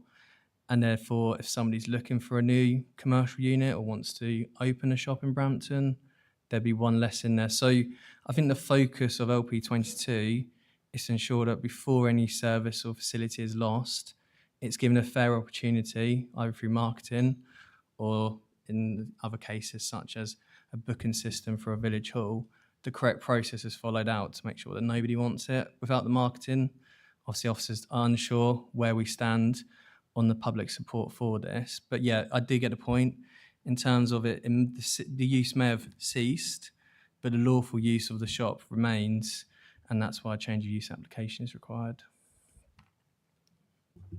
Thank you. Are there any other questions of clarification for our planning officer? There are no more questions of clarification, so we will move on to the council. Is this for the discussion or? Yes, fantastic. Councillor Mockball. Thank you, Chair. It's my understanding that this is a really simple one for me. Unfortunately, it's quite frustrating because of the policies, but it's straightforward because, in my opinion, I believe that it used to be a post office. It's now changed into a shop. So if it was still a post office, different rules would have applied, but it's really simple, this one, because it's the marketing that hasn't been done.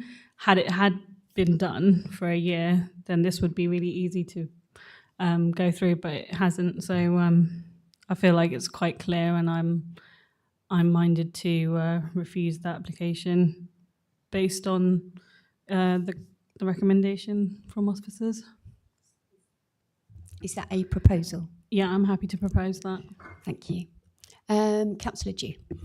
Thank you very much, Chair. It's an interesting one because I agree with Councillor Muckball on that. The answer is actually in front of the applicant. If they can prove that there's no market for it, then the answer is after a year they come back and they'll get their permission because they'll have provided the proof that the officers haven't got at the moment. The only word of warning I would give, and I remember one of your esteemed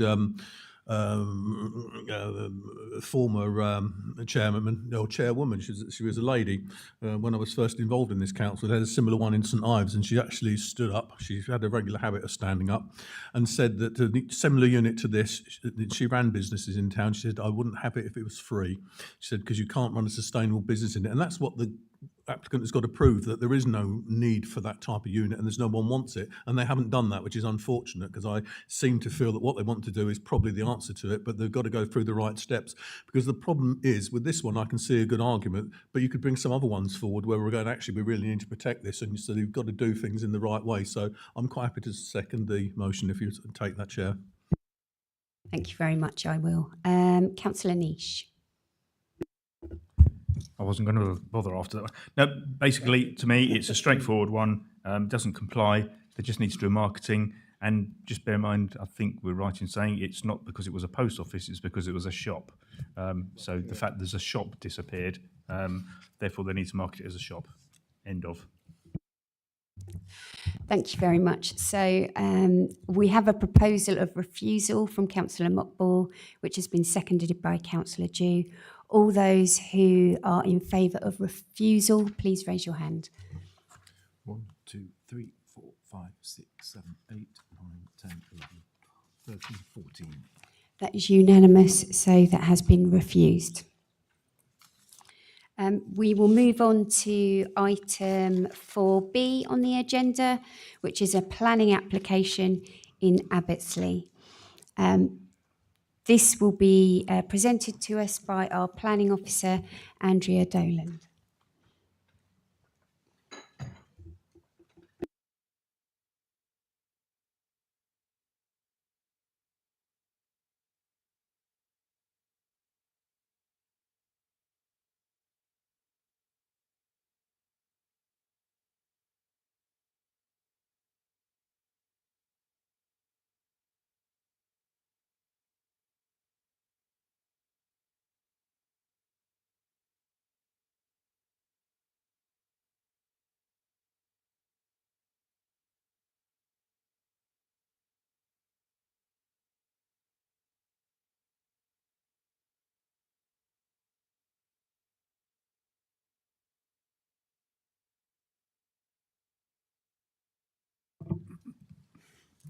Thank you, Chair.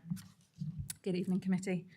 This application is brought before committee as the offer recommendation for refusal is contrary to the recommendation of approval by Abbottsley Parish Council.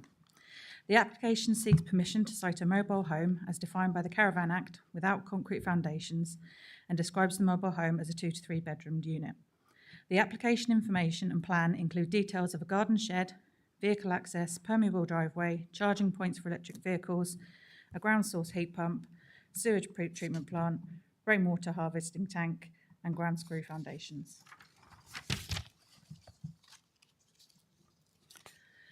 This shows the site hatched in black. And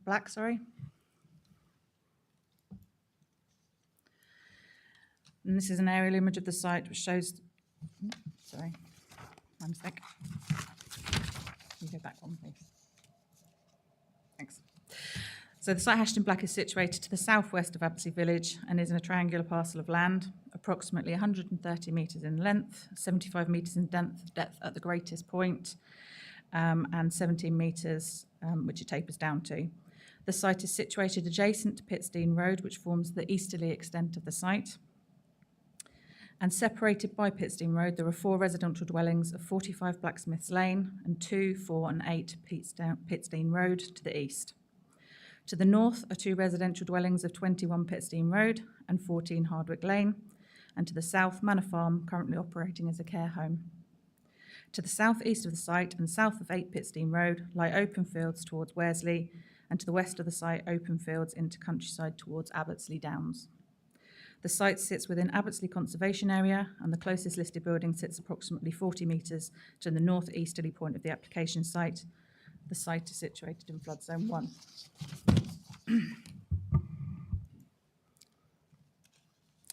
This is an aerial image of the site which shows the residential dwellings to the north and east and Manor Farm to the south.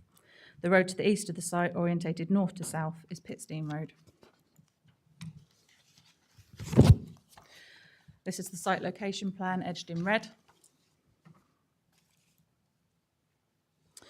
This slide details the extensive planning history for the site, all of which seek the erection of a dwelling for residential use in 2017, 2018, 2019 and 2021, all of which were refused primarily on the basis that the site was related more to the countryside than that of the built-up area of Abbottsley Village and harm to the Abbottsley Conservation Area.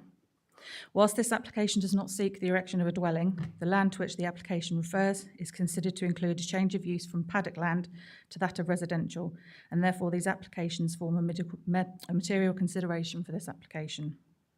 The refused 2017 application was later appealed and dismissed. The inspector detailed within their report that it formed development in the countryside and that it would harm the rural character and appearance of the site and would cause harm to the conservation area. The application made in 2019 was again appealed and dismissed. Within the inspector's report, they detailed the site related more to the countryside and would cause harm again to the conservation area. It is of note that within the inspector's report, they detailed that the historical residential use of the land does not set a precedent for the site and would not satisfy the definition of previously developed land set out in the glossary of the National Planning Policy Framework as set out in 7.33 of the officer's report. In light of the planning history, the reason for the recommendation refusal of this application is consistent with that of previous decisions for the site. The above plan shows the application site. North is to the right. The mobile unit is shown as a dark grey rectangle in the centre of the site with a newly proposed access to the south, which is to the left. The rainwater harvesting tank is detailed as the dotted blue line and circle heading west up away from the unit, what you can just about see on that plan. And the ground source heat pump is the green dotted line and circle to the north, which is to the right of the mobile home. And the sewage treatment plant is detailed as a yellow dotted line to the south, bottom of the mobile unit. The smaller dark rectangle to the south, to the left of the unit, is the proposed shed, and the hash-blacked area to the east, bottom of the unit, is the area detailed by the applicant as the location of historic dwellings.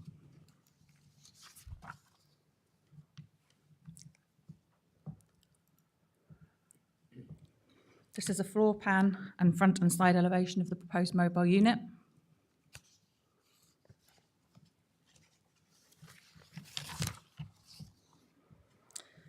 And this is the plan of the proposed access to the site, showing dimensions and visibility displays. It is of note that Highways raised no objections to the highway access provisions, subject to conditions should the application be successful. There are two parts of the application to consider when looking at the principal development, and they are the use of the land and operational development, both of which would need to be met due to the nature of the application for full planning permission. The residential use detailed within the planning statement stems from cottages that were demolished around the 1940s, and in line with previous decisions and appeals, it remains the position of the local planning authority that the residential use of the former cottages cannot be taken into account due to the lapse in time and lack of identifiable structures remaining in situ. The principal consideration is whether the proposal amounts to a change of use of the land to residential. On review of the information submitted, with the application, officers consider that the proposal constitutes a change of use from paddock to residential, as proposal details include that the land will be used residentially and includes additional residential paraphernalia. A secondary consideration is around whether the mobile unit falls within the definition of development. Officers have reviewed the submitted information and the late representations submitted, which you received a report for.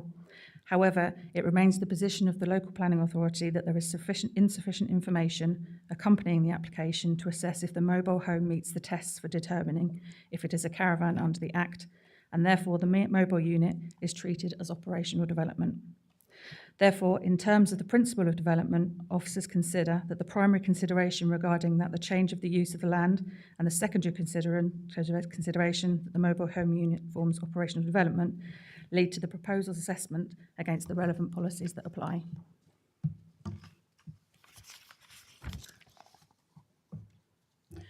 The following slides will show you the site from the ground.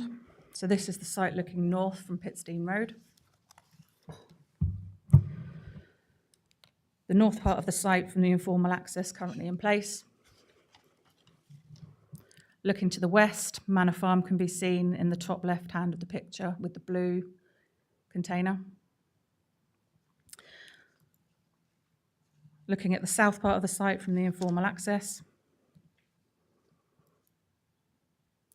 Looking northwest, to the left of the picture, the open countryside, and to the right, the residential properties to the north of the site. And looking to the residential properties to the north of the site from the informal access.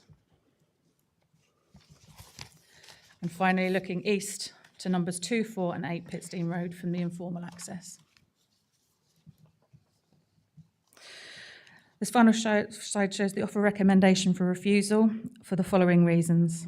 The first reason, the application fails on the principle of a development as it is considered to lie within the open countryside and represent an encouragement of built development into the countryside and outside the built-up area of Abbottsley. The proposal does not accord with any of the limited or specific opportunities development in the countryside as set out within the policies of Huntingdonshire's local plan, which restrict development in the countryside to protect the intrinsic character and beauty. The proposal is therefore considered contrary to the requirements of LP2 and LP10 of Huntingdonshire local plan. The second reason of refusal relates to the design, scale and massing of the proposal, which is considered as uncharacteristic and an alien feature within the countryside, which fails to respond positively to the character's identity as open countryside, and fails to integrate with the adjoining buildings and landscape. The mobile home fails to relate to the site, is of an inappropriate building type and form, and is out of keeping with the prevailing pattern and grain of development. Therefore, the proposal is considered to be contrary to policies LP10, 11, 12 and 19 of Huntingdonshire local plan. Reason 3, the proposed development is considered to be harmful to the character and appearance of Abbottsley Conservation Area, and that the harm is identified as less substantial, and there are no identified public benefits that would outweigh that harm. Therefore, is considered to be contrary to policies LP34 of Huntingdonshire local plan. The fourth reason is it's considered the application contains insufficient information to demonstrate that the proposal would not result in harm to the biodiversity value of the site, and therefore considered contrary to policy LP30 of Huntingdonshire's local plan.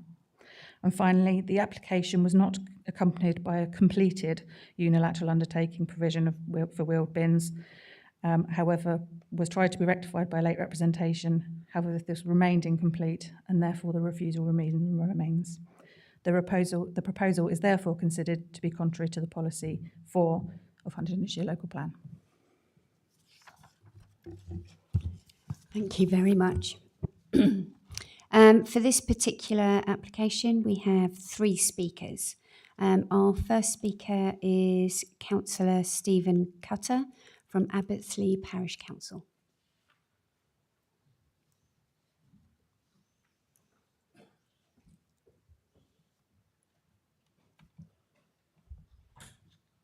Welcome, and you have 3 minutes to address the committee.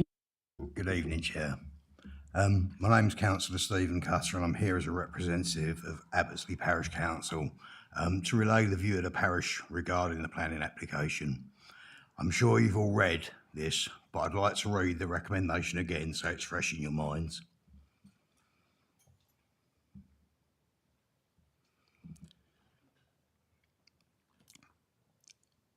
Abbottsley Parish Council consider this application at its meeting held on the 21st of March 2024, with two members unable to attend.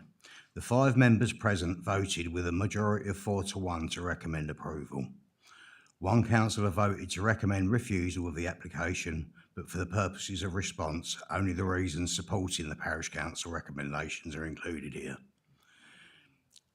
Those 4 councillors that voted to recommend approval considered that residential development surrounds the site on 3 sides, property was on the site in the past, and the proposal would have minimal impact, and this application is for 1 mobile home only.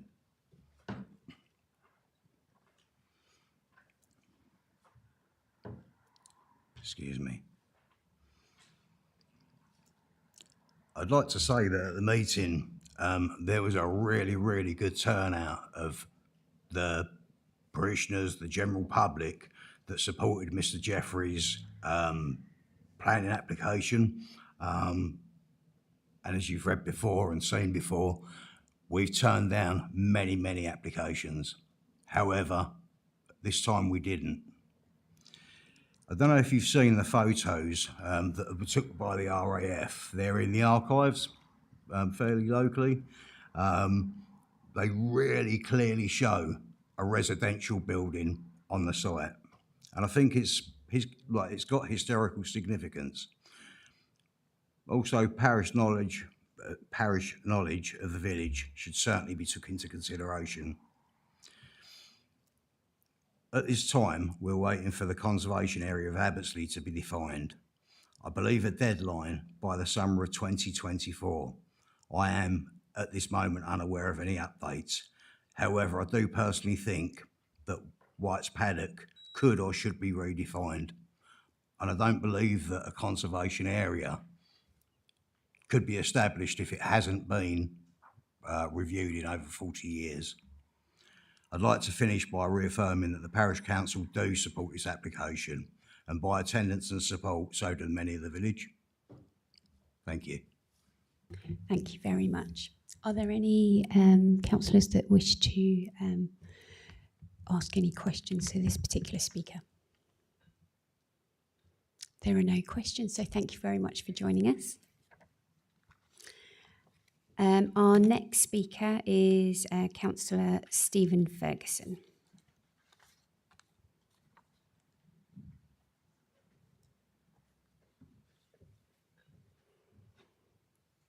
Welcome, Councillor Ferguson. Thank you, Chair. I'm commenting tonight in my capacity as a County Councillor for the St Neots East and Granton Division, which includes Abbottsley. With respect to LP 34, the Planning Listed Buildings and Conservation Areas Act of 1990 places a statutory duty on planning authorities to draw up and publish proposals for the preservation and enhancement of conservation areas in their districts.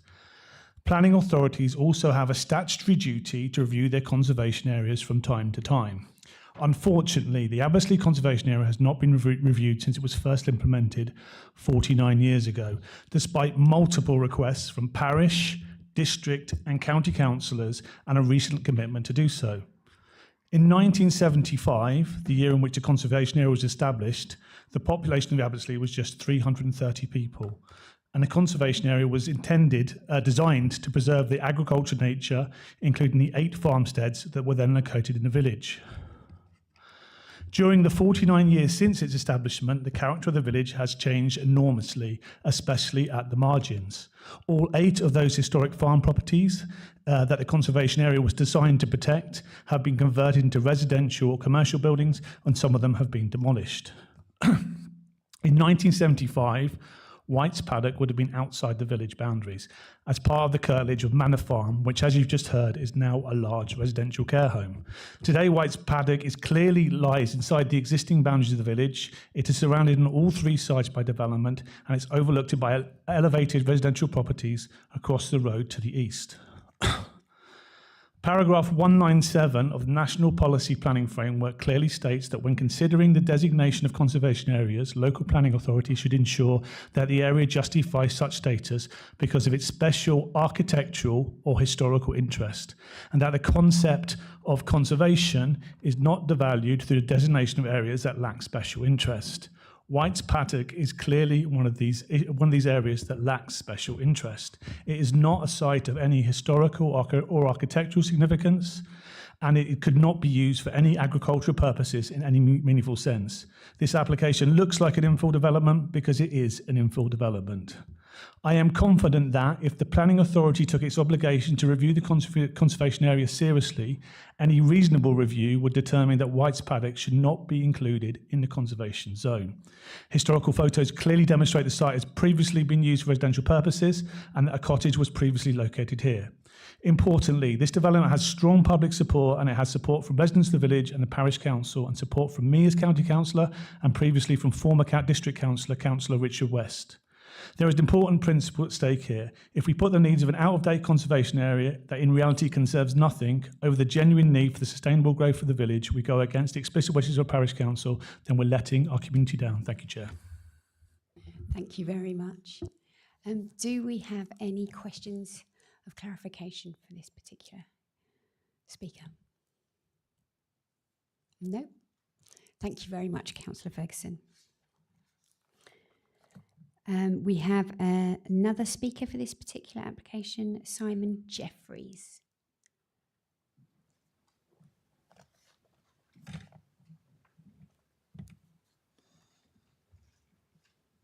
Welcome and thank you for joining us this evening.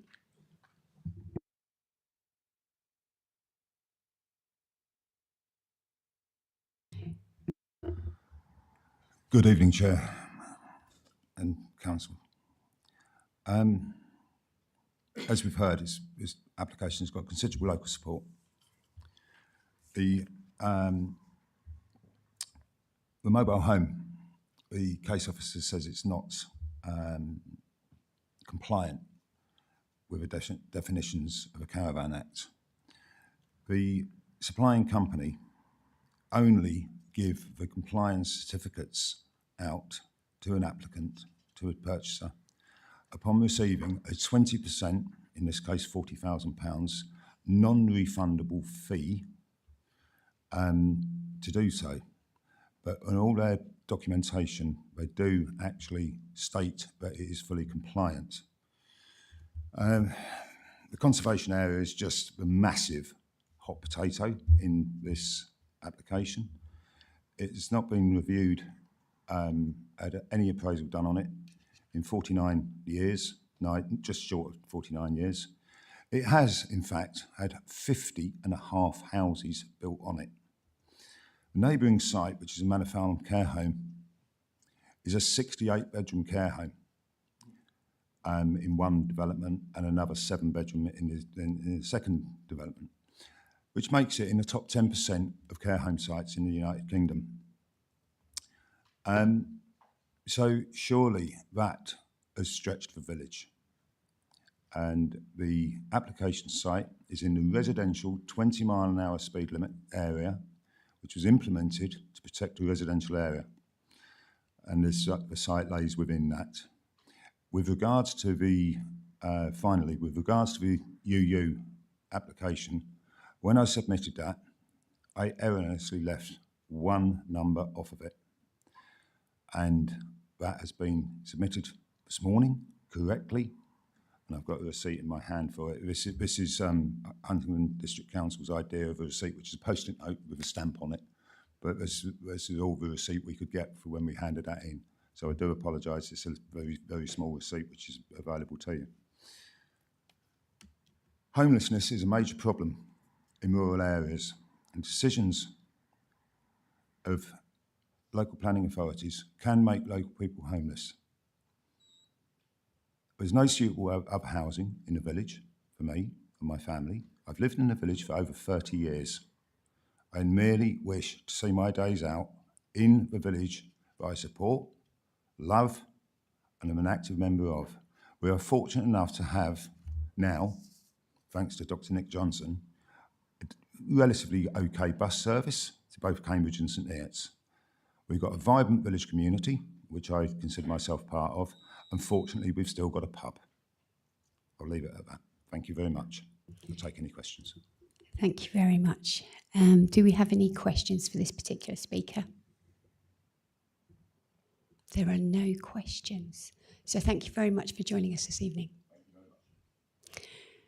We will move on to questions of clarification for our planning officers.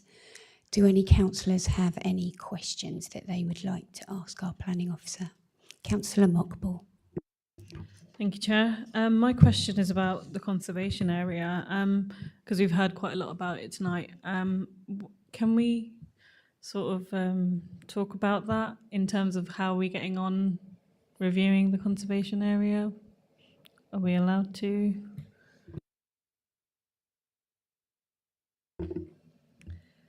In short, yes, we are aware that we do need to refresh conservation area appraisals, and that is something that we do have in hand and one that we will look into. But the matter before you tonight is actually to consider the proposal in front of you in accordance with the development plan and any other material considerations as they stand before you. Thank you. Thank you very much. Councillor Sanderson. Thank you, Chair. So it seems like we've got two issues here. The first is the use of the land, and the second is the operational development, which I assume relates to the legislation behind mobile homes, which we've got quoted here, the 1968 Act. But my question is, am I correct in saying that we need to give quite a lot of weight to the previous appeal decisions on this, because they seem very relevant, and I think you quoted them at some length, Andrea. So how much weight should we give to that?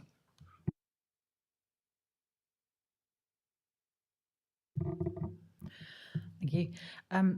We need to give them great consideration. Although the application is for a mobile unit rather than the erection of a dwelling, it's the change of use of the land that is one of the principal and one of the main issues of the application, which are dealt with within previous appeal dismissals.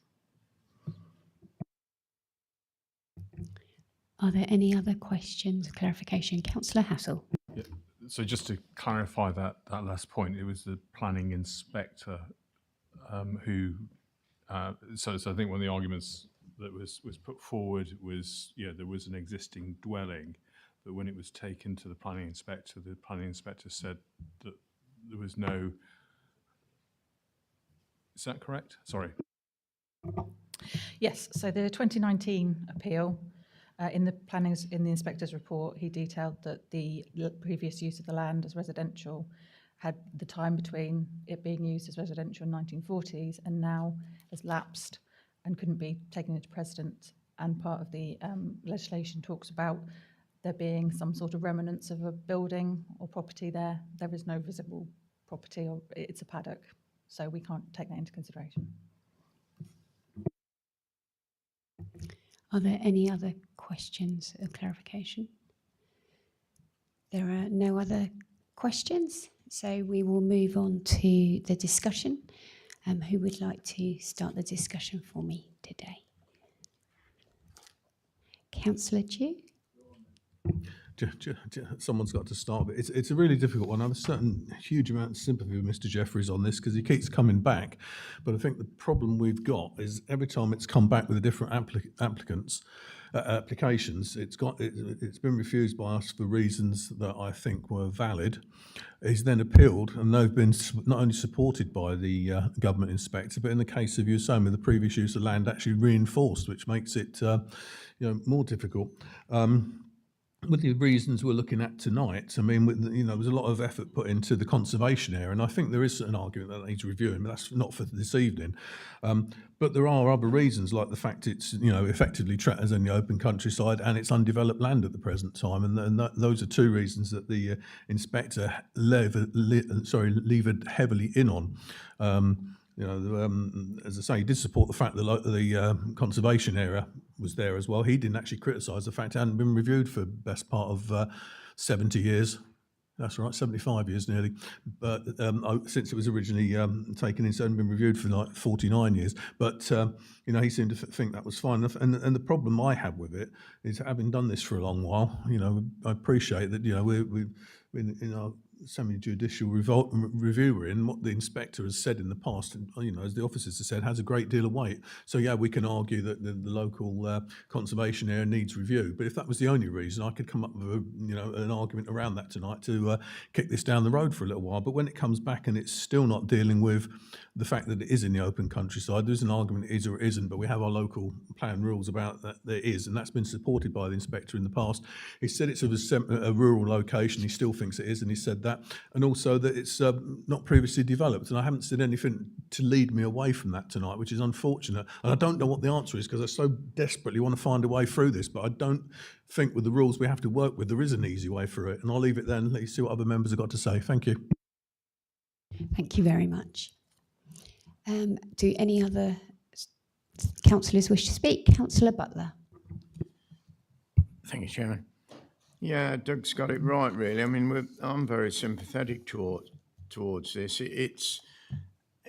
Yes, it's out in the open countryside, but it's begging to have something done to it and make use of it. We've heard from the local councillors. They all agree to it. They all would like to see this gentleman reside there. It is a tough one, but looking back, all the inspectors have all said basically the same thing. It's in the open countryside. It's not sympathetic towards the conservation area, but this goes on and on. We've got to find a better reason. This is begging to be developed, and our hands are tied. We cannot approve it because of all the inspectors' reports. And obviously, there's not, you're saying you haven't received enough information. Okay, the UU is not a problem. It never is. But I'm desperate to see us make way on this one. I don't know how we're going to do it other than go against the officers, and I have no wish to do that at all anyway. So I'm like Doug, I'm in a quandary over it. It's begging to have this gentleman reside there, and we need to find a solution. Councillor Mockball. Thank you, Chair. It's refreshing to see so much overwhelming support for a resident with councillors in the local area. It's quite rare to see, and I'm looking at the conservation area. It's so complicated. It doesn't make any sense why this does fall in. But once again, we are bound by the rules, and I would be minded to refuse. Thank you. Proposal. I'm happy to let others talk and then come back to me if you need one. Thank you very much. Are there any other councillors? Councillor Niche. Thank you, Chair. I mean, on the face of it, it's actually quite clear to me in that we're policy-led and we work on our policies and material planning reasons.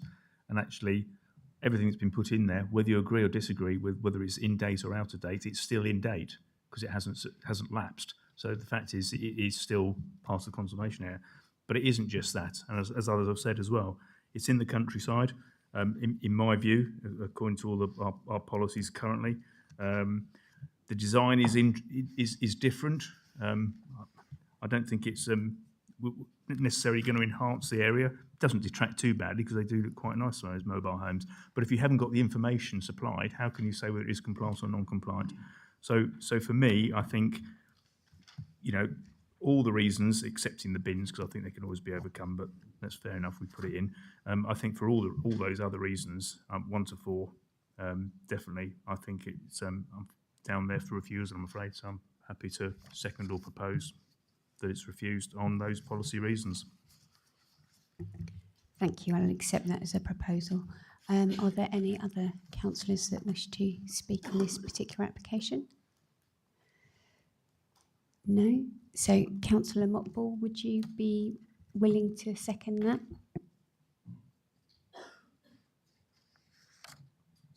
John's still on, mate.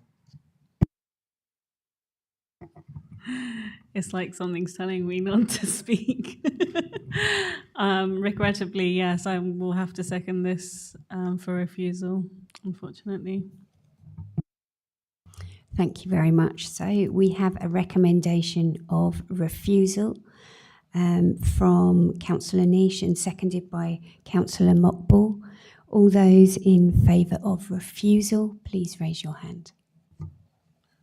1, 2, 3, 4, 5, 6, 7, 8, 9, 10, 11. Those that are against and those who are abstaining.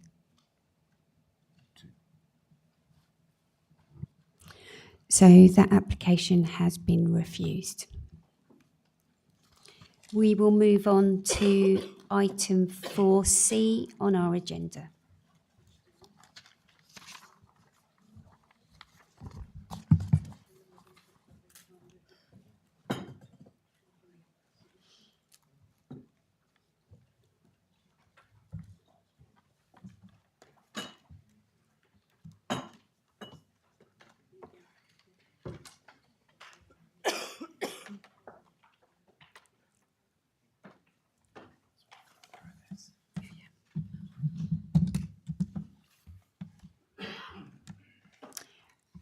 Item 4C is an application in Brington in Molesworth, and our planning officer, Mari Rosman, will be presenting the report to us.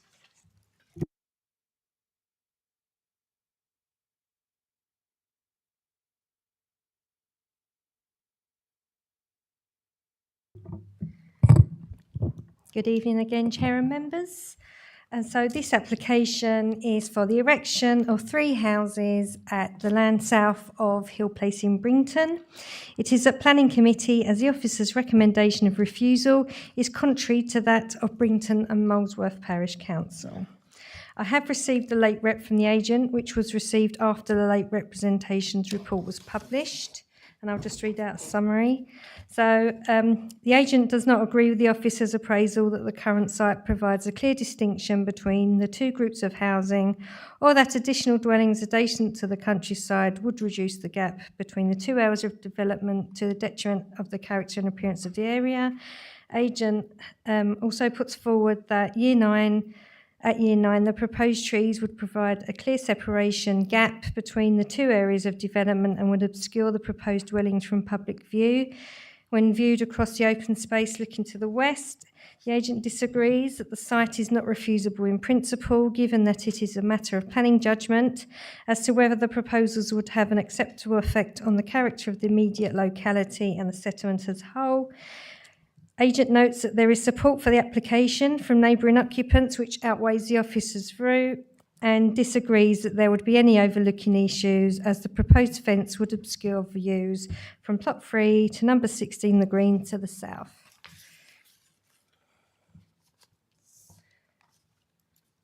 So this is an aerial view of the site. The main part of the site sits between 2 housing developments to the north and south and currently comprises open land. The site has open countryside to the east and west. The wider site is also relatively separated from the village of Brington, which is further to the south. The site here, hatched in black, shows the site as land sitting centrally to 2 separate housing developments to the north and south. It includes some of the perimeter road on Hill Place to the north. It also includes the access road to the east and land to the north of the access road. There is also a public right-of-way here indicated running green from Brington Road on the east, running along the northern part of the site, which then turns south, leading to Molesworth to the west and Brington to the south. There is a complex background to the site as set out in section 4 and also paragraph 7.5 to 7.9 of the officer report. These are material considerations in the assessment of the application. So in 2014, planning permission was given to demolish 40 dwellings on the wider site and erect 56 dwellings. This central parcel of land separating the housing developments was indicated as orchard or open space. Then a condition discharge came forward in 2014, which confirmed landscaping details, setting the open area as orchard land. Preceding applications on the wider site after the 2014 approval all sought to retain this open space orchard area. The site is now considered to be constructed apart from the landscaping works which have not been implemented and remain outstanding. Around 2019, an unauthorised soil heap was placed on the open land area, raising the level significantly. This soil heap remains on the site and forms part of the current application. This unauthorised rise in land levels is the subject of an enforcement notice issued by the council, which is currently being appealed by the applicant with no decision issued by the planning inspector to date. So then in 2020, an application came forward for 6 houses on the designated orchard land in the middle of the site and was refused by members at August 2020 Planning Committee. One of the reasons for refusal was that the loss of the previously approved orchard would be out of keeping and would fail successfully to integrate with the wider area. The proposal was later dismissed at appeal, with the planning inspector noting that the loss of open space and connection of 2 separate housing developments would result in a relatively isolated housing estate in the countryside and was not characteristic of the dispersed and spacious character of development in Brington. And then in 2022, a planning application was submitted for 3 houses on the western end of the site. Here, with the remainder of the site orchard space with a band of trees along the southern gradient. Officers refused this application under delegated powers, reiterating as a reason for refusal that the linking of the two developments and loss of open space was unacceptable, in line with the previous refusal and appeal dismissal decision. So this is the existing site plan, edged in red. And here is a site plan showing the current gradient on the orchard area of the site, which differs from those approved in 2014, which is now subject to an enforcement notice. So these are my site photos of the central part of the site. So the top two photos are me standing towards the east of the site looking in. You can see the two housing developments on each side of the site. And number two, I'm standing in the same spot looking southwards towards the green. And the bottom two photos are taken to the west of the site with my little dot there. And I'm looking out towards the east, towards Brington Road. And number four, I'm standing on the same spot but looking slightly right, just to show the gap between the multi-use games area and number 16, the green. And this is also just a photo of me standing looking at each side of the public right-of-way. So the left-hand side of the photo, I'm looking towards the back of the site where the public right-of-way turns immediately left, and then to the right, looking out towards the site itself. I think what's notable in this right-hand photo is the rise in level, because you can only really see the first floor windows of the houses there to the south along the green. And this is another photo just showing the gradient of the site. So the site on the left is taken just adjacent to number 16, the green, looking up. And to the right, I'm standing at the east of the site, looking into the site, looking up, and you can really see there that the gradient of the site rises significantly. So the proposed plan shows the introduction of 3 dwellings on the planned orchard area to the west. A new access road is also proposed to serve the 2 western dwellings where the current approved footpath is sited. The eastern part of this open land is proposed to be orchard land, with a band of trees to the south enclosed within a 1.8 metre closed boarded timber fence. A new drainage basin is also proposed to the far east of the site towards the main entrance on Brington Road.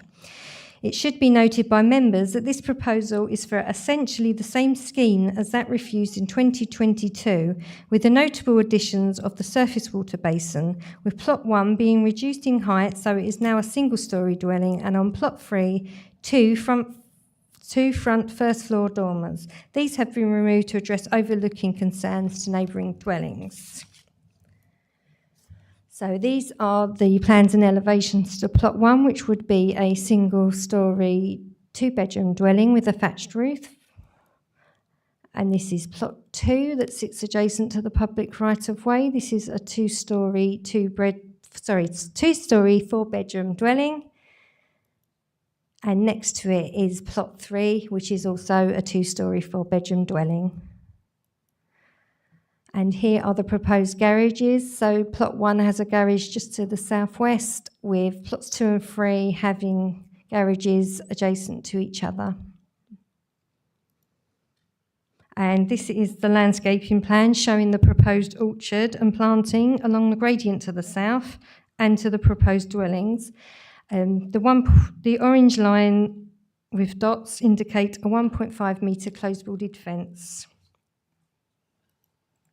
So the main issue in the first reason for refusal relate to development on the planned orchard area, eroding the spatial separation of Hill Place and the Green through infilling between 2 housing developments, creating one continuous isolated development.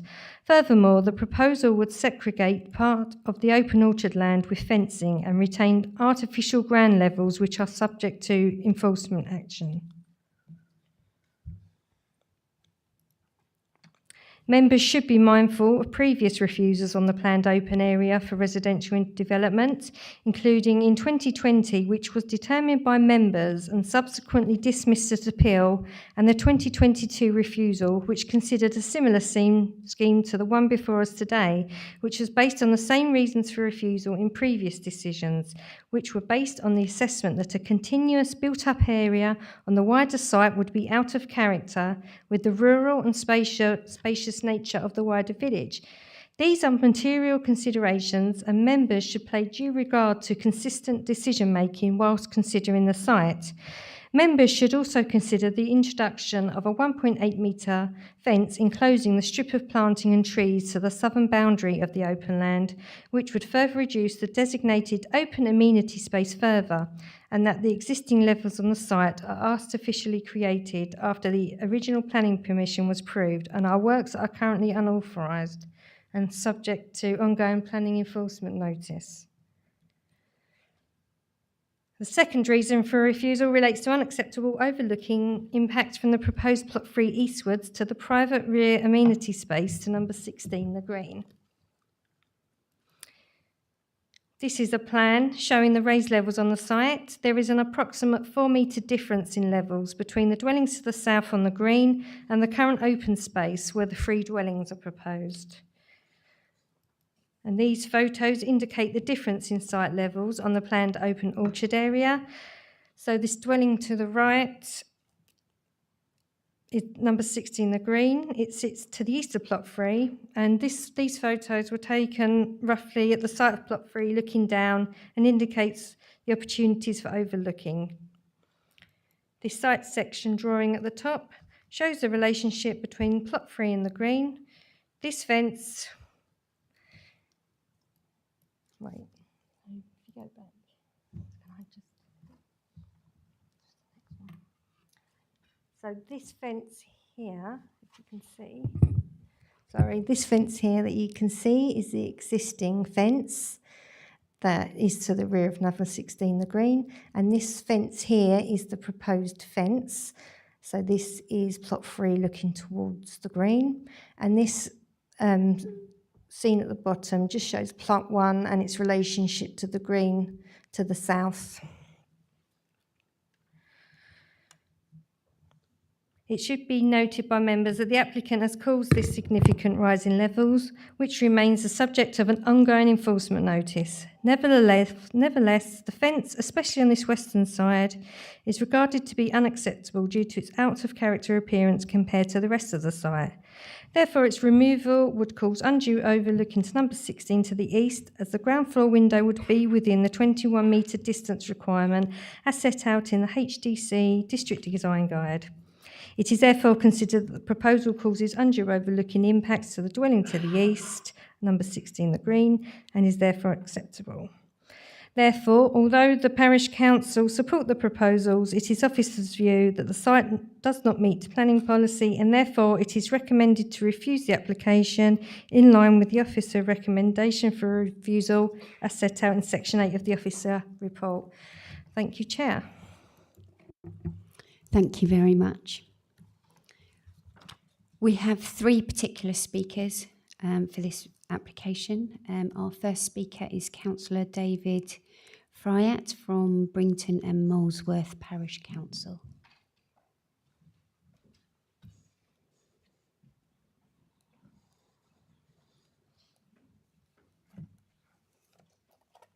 Thank you for joining us this evening, and you have 3 minutes in which to address the committee.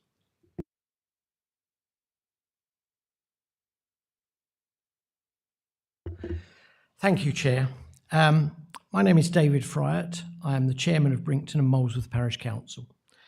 At a meeting of our Planning Committee on the 19th of December 2023, we recommended support of the proposed development, and this was endorsed by all members of the Parish Council at the subsequent Parish Council meeting. There have, as the officer has stated, been a number of proposals from the site for this site, none of which previously the Parish Council were minded to support. However, the proposal in front of you satisfies the views of the majority of the residents of Hill Place and the Green, and additionally and as supported by Cambridgeshire Lead Flood, will, it is believed, assist in reducing serious surface water flooding in lower parts of Brinkton. Nothing in the officer's report appears to take account of the benefit in reducing that surface water, but that is one of the factors that influenced the parish council to say that we were in favour of this particular proposal. We have a substantial problem with surface water flooding. The village itself falls considerably from the top to the bottom, and the end result of that is that we do get water flooding down the village. This proposal, we do believe, and as I say, Cambridgeshire Lead Flood have confirmed, should reduce that. We further believe that this proposal would, if approved, bring an end to the current long-running eyesore of the site. Now, there has been reference to the loss of views if the 3 dwellings are built. As both councillors and residents of Brinkton and Molesworth, we cannot concur with that objection. There's also been statements about these properties being out of character with the rest of the village. What the members of this committee need to be aware of is that these houses were originally granted planning permission by Huntingdonshire District Council in order to replace derelict RAF properties. At the time, that site, whilst technically within Brinkton and Molesworth, was very much seen as outside of it. However, recent changes have been brought about. We have, for example, had Cambridgeshire County Council extend the 30-mile-an-hour limit, which now includes Hill Place and the Green. So, whilst it is true that the developers have failed to previously build the required orchard, I understand that, we now believe it is time to move forward, and following the unanimous decision of the Parish Council in December 23, we would urge you to approve this application. Thank you. Thank you very much. Are there any questions of clarification for these particular speaker? Councillor Mockball. Thank you, Chair. I'm just a little bit confused by the stance of the council, because are you trying to say that you don't have belief that the planning officers, for the enforcement won't do their job and make it an orchard? Is that what you're saying? Are you trying to say that this application is better than having a mound rather than an orchard? No, I'm not saying that at all. And as far as I understand it, the relevance of there being a current appeal against an enforcement notice is one thing. But the reality is that this particular proposal represents a very good way forward in a number of ways. And as I said, including hopefully dealing with flooding in other parts of the parish. Thank you. Are there any other questions? Councillor Dew. Yeah. Good evening, Councillor. I've sat on this committee for a number of years, as have a couple of my colleagues, and I well remember these applications coming through, and I think we were unanimous in supporting the parish council at that time in the area ought to be an orchard. I accept the fact it hasn't been, and something's got to be done there. If we were minded to approve this tonight, I'd be very much of a mind that, in view of the fact that in the past the developers have failed to deliver the orchard, despite the fact it was a planning condition, that we ought to make a condition, which I think we can do now, that the orchard be delivered before a single brick goes down towards the housing. Would the parish council support that? You might not be in a position to say yes or no, because you're obviously only representing an opinion, their opinion tonight, but it might be your own. And I'll leave it there. Thank you, Councillor. No, that's not a problem at all. When we gave the our support for this plan, we set out a number of conditions that we asked for Huntingdonshire District Council to make part of that. And one of those would be to make sure that the orchard and buffer planting is completed before first occupation. I would have to say, and I'm not a builder, But I would have to say that I assume that in order to be able to build the properties, it's probably not advisable to put an orchard in first, but there needs to be certainly a condition that means that the properties themselves, once built, cannot be occupied until that orchard is complete. Thank you. Councillor Brereton.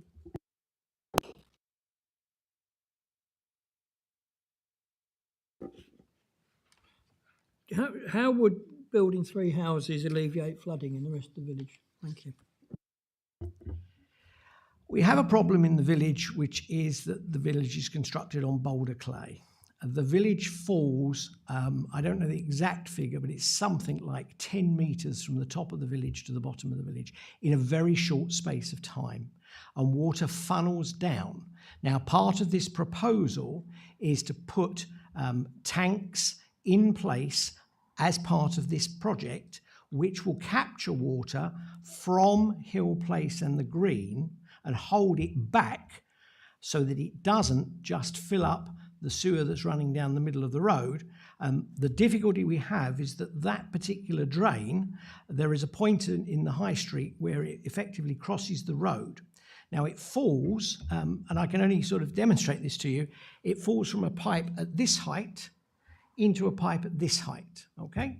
Now, when there is a lot of water crashing down there, it can't cope fast enough and it just comes straight across the road, and then the road becomes a river. It did earlier this year. Now, if there are holding tanks in place, which is part of the proposal, that will slow down the release of water into the main system. And if it slows down the release of water into the main system, that should alleviate some of the flooding problems in the village. And that has been endorsed by Cambridgeshire Lead Flood Authority. Thank you. Have you got a follow-up question to that? Thank you, Chair. I can't understand why you would have these tanks put in now, just when they're building 3 houses. Surely they should have been put in for the whole estate if it's that bad. You would have to ask the developer that question, but obviously part of our previous objections to this is that actions weren't being taken in order to reduce the flow of water from that site. So the developers have taken that on board, and the proposal of the 3 tanks is not to take the water from the 3 properties being proposed, it is to take water from the entire site. So we have 56 houses there. It's a holding arrangement that should hold the water from coming down. Thank you very much. Councillor Gardner. Thank you very much. Good evening, Councillor Pride. One question for the Parish Council. With regard to the enforcement notice that was served on the applicant, with regard to restoring the land to its original levels, as per the original planning application, is the Parish Council saying now that it does not want the applicant to restore the land to its original levels rather than having the site so elevated? Because we've now got a much more elevated site that's creating a problem with overlooking and everything else. So has the Parish Council now changed its view that it doesn't want the developer to reduce that level, those ground levels, to its original levels as per the original planning application, which is currently waiting for the inspectorate to come back on? Part of the enforcement notice was to do with the fact that the orchard itself had not been built, rather than just to reduce the levels of land, or at least that's my understanding. There is considerable landscaping work to be done there, and the Parish Council are not saying that we are endorsing keeping a certain amount of height or asking for that to be reduced to a certain figure. That will depend on a lot of things that we are not, unfortunately, able to comment on. Thank you. Councillor Sanderson.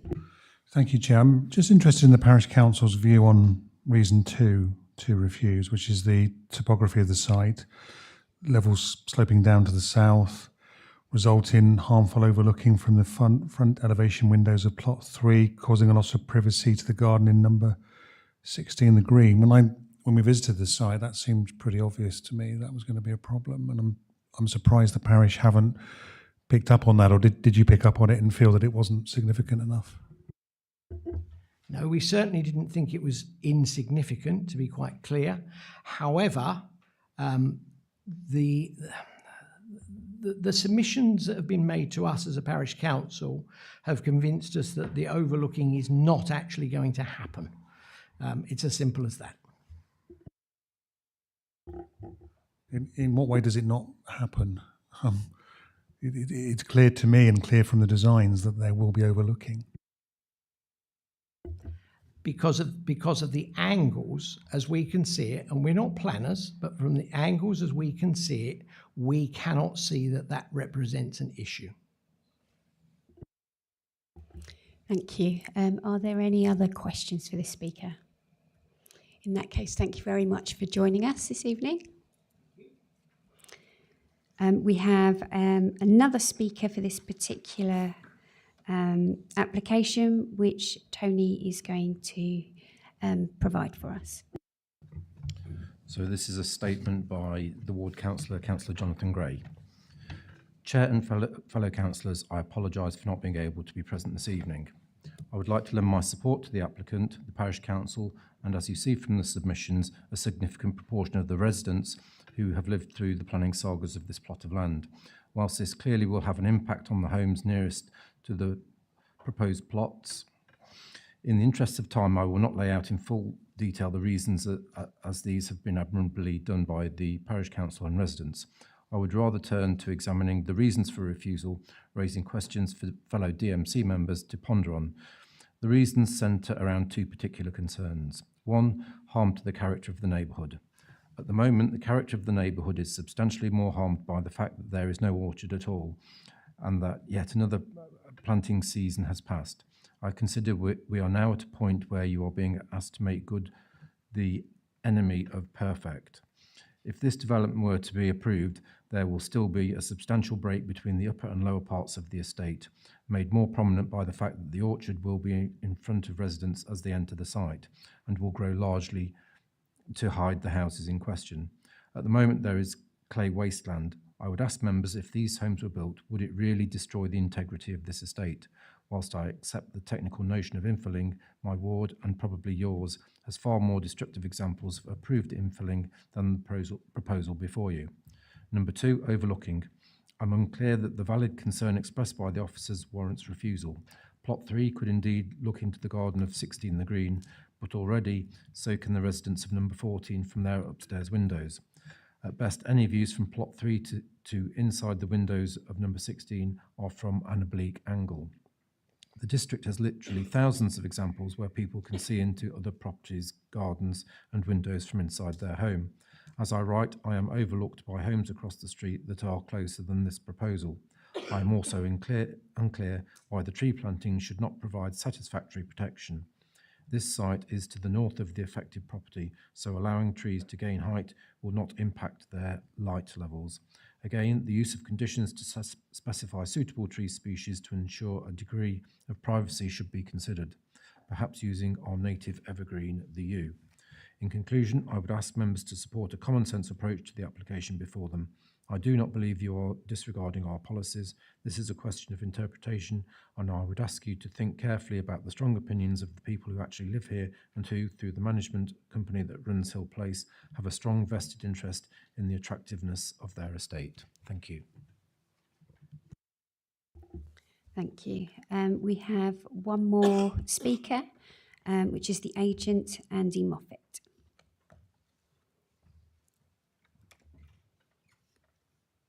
Welcome and thank you for joining us this evening. Thank you, Chairman. Thank you, members. And thank you for the opportunity to speak this evening. Whilst officers now recommend a refusal of this application, it is relevant to note that officers previously recommended approval of the application for 6 dwellings on the land. At that time, they considered that the visual impacts of a development of 6 dwellings were acceptable. It was the planning committee at the time that refused that application. This was understandable. At that time, the parish council objected, and there were 105 objections. It was, on reflection, too big a scheme. Matters have moved on significantly since then. The scheme before you now for 3 dwellings has been developed with the local community to address local privacy and safety concerns and provide betterment of flood risk and drainage measures. Just on that latter point, it's important to note that the flood attenuation doesn't just actually capture the water from the site, the wider site, but actually land further to the north. So it actually captures water coming down from north of the village, captures it before it gets to the main body of the village. These are significant benefits, and indeed the officer report states that the betterment of flood risk should be regarded as a significant benefit. Turning to the recommended reasons for refusal, those that know and enjoy the area most, i.e. the parish council and local residents, do not agree with the officer's view now that the development would significantly harm the character and appearance of the area. They conclude that there will be no significant effect on the spatial separation of Hill Place and the Green, and what they want is this beautiful development finished to the high standard of the rest of the development. With regard to the second reason for refusal, the applicants are also very keen to ensure there is no undue overlooking. The section included on the last drawing of your plan pack and based on a topographical survey, referring to Councillor Sanderson, it'd be useful just to return to that plan as well, which shows there cannot be any overlooking with the new fence in place. The proposed fence would avoid overlooking, can be secured by conditions relating to levels and the erection of the fence, which will be supplemented by planning. In summary, the majority of local residents do not agree with the concerns of officers with respect to the impact of the development on the character and appearance of the area. It is the case that conditions can avoid any undue overlooking from the Plot 3 landing window and its ground floor windows. The proposals address local privacy and safety concerns and provide betterment of flood risk and drainage measures. These matters should be given significant weight and cannot be addressed by the enforcement notice, which is also in itself unenforceable. Even if members agree with the concerns of officers, these benefits would outweigh that harm. Members are therefore respectfully requested to support the local community, approve this application, enable its benefits to be delivered promptly, and see this beautiful development completed. Thank you. Thank you very much. Are there any questions? Councillor Muckball.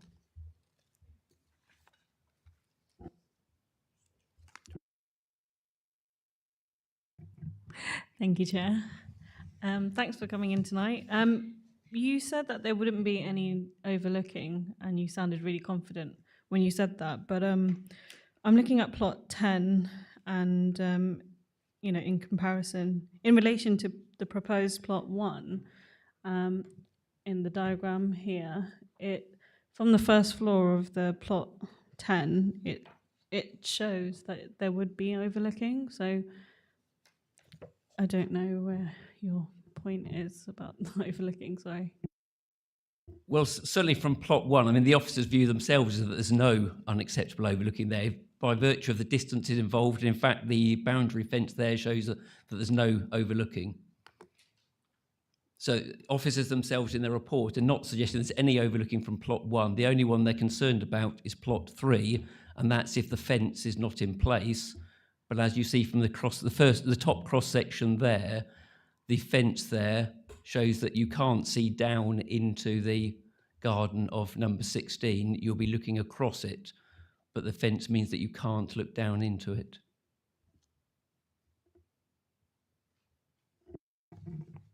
Can I get clarification from officers, or that's not right now? In the next section, yes, of course you can. Councillor McAdam.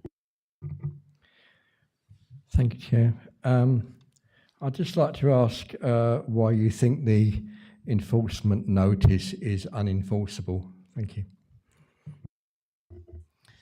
Yes, so the original enforcement notice was served in, I think it was March last year. What that required levels to be done is to return to, quote, the original levels. There is no plan of original levels.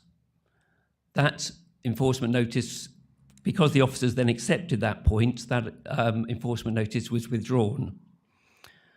A further notice was then served in, I think it was May of last year, which referred to another plan. Officers have subsequently accepted that that also plan does not show original levels. So they've asked for that second enforcement notice to be amended by the planning inspector when, if he, she hears it, to refer again to original levels. So again, they're asking it to refer to the position that they themselves accepted in March last year, meant it was not enforceable. I think the applicants are very keen to. I mean, the reason, there's continuing reference to the orchard not being done. The applicants, they're willing to do the orchard. They're happy with the suggestion put forward earlier about doing that before the occupation of any property. What they can't do is do that until this position is remedied. And this is something that's been developed over many months with the local community, hence the support that you've got for them this evening. They see this as the only way that all of the concerns that can be addressed in terms of flood risk to the village as a whole and the privacy of all of the neighbours can be secured, hence the support for the first time on this site you've seen from the parish and others this evening. Thank you very much. Councillor Gorson.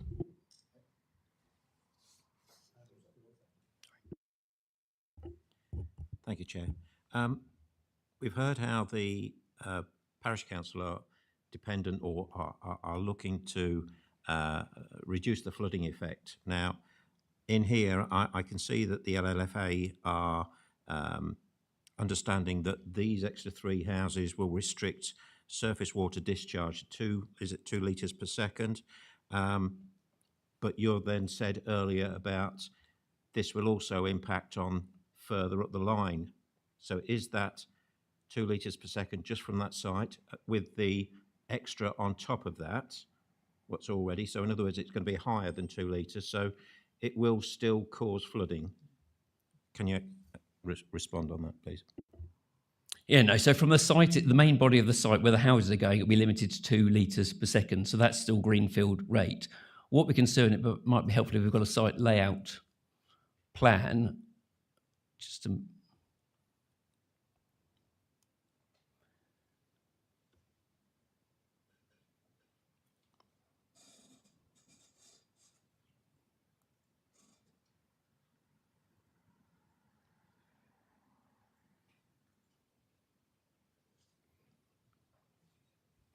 Yes, so what that is at the very top there, next to the access, that's where the flood attenuation is. So it's not directly related to the 3 houses at the sort of bottom middle. If you look at the top, we've got a sort of, I'm trying to think how best to describe it, a sort of a rectangle up towards, adjacent to Brinkton Road. You can see a few, yes, exactly there. So that's all the basin attenuation. So that's capturing the water coming from the north, which effectively is from the left, as you're looking at that plan, and from the development itself. So that's not to attenuate the dwellings, they're done separately. This is the broader benefit to the village, which is delivered as part of this scheme, which, as I said, is capturing this water not from 3 dwellings, but from the estate and from land to the north, i.e. to the left, as we're looking at that plan. Yes. So are you saying that that attenuation basin isn't in yet, or is that operational? Because at the moment it's still, they're getting flooding. That's correct. That's new. That's part of the proposal. That is a new attenuation basin, not for the 3 homes, but for the wider development and beyond this development, land capturing water from the land to the north as well. Thank you very much. Are there any other questions for this particular speaker? Oh, Councillor Gardner. Thank you very much, Chair. Thank you, Andy, for your comments so far. With regard to the applicant and the orchard, now, wouldn't it have been easier if the applicant had started to put the orchard in? Because you're saying, as I understand it, that you're not going to remove the material that's been placed on the land that's made it flat, whereas you can see the slope of the land when you drive down the road into the green, so you can see the natural slope, and then you can see how it's been built up and levelled off. the developer, as I understand it, is not going to reshape that land, but you at no point have you started to put in the orchard as you were requested to do at any time. You could have put in the orchard to prove that you're being, doing the right thing, and then come with an application for the 3 houses. But the applicant hasn't done that, and I just wonder why. I think the first thing, there's a lot of discussion about raising the levels of this. I mean, this part of the site previously was allotments. It wasn't the same gradient as other things that you can see there at the moment. It was always a flatter part of the site. So this is a suggestion, and it goes back to the references to original levels, and that's why the applicant has sort of taken issue with that, particularly through the enforcement issues. Firstly, there isn't a plan, and secondly, it isn't the same levels as elsewhere as would be suggested by others. So I suppose that's the first point. On the second point, I mean, that perhaps that's a fair point. I think what they want to do, they're sitting here wanting to get on with this promptly. When we've got the agreed levels there, I think we've been trying to engage with certainly the enforcement team now certainly for the last 15 months without any response. So 15 months ago, we've been writing to them to ask for meetings to try and bring this forward. And likewise, this application has now been with the council for 8 months as well. So I think we're keen to deliver what the local community is asking for us to do on here.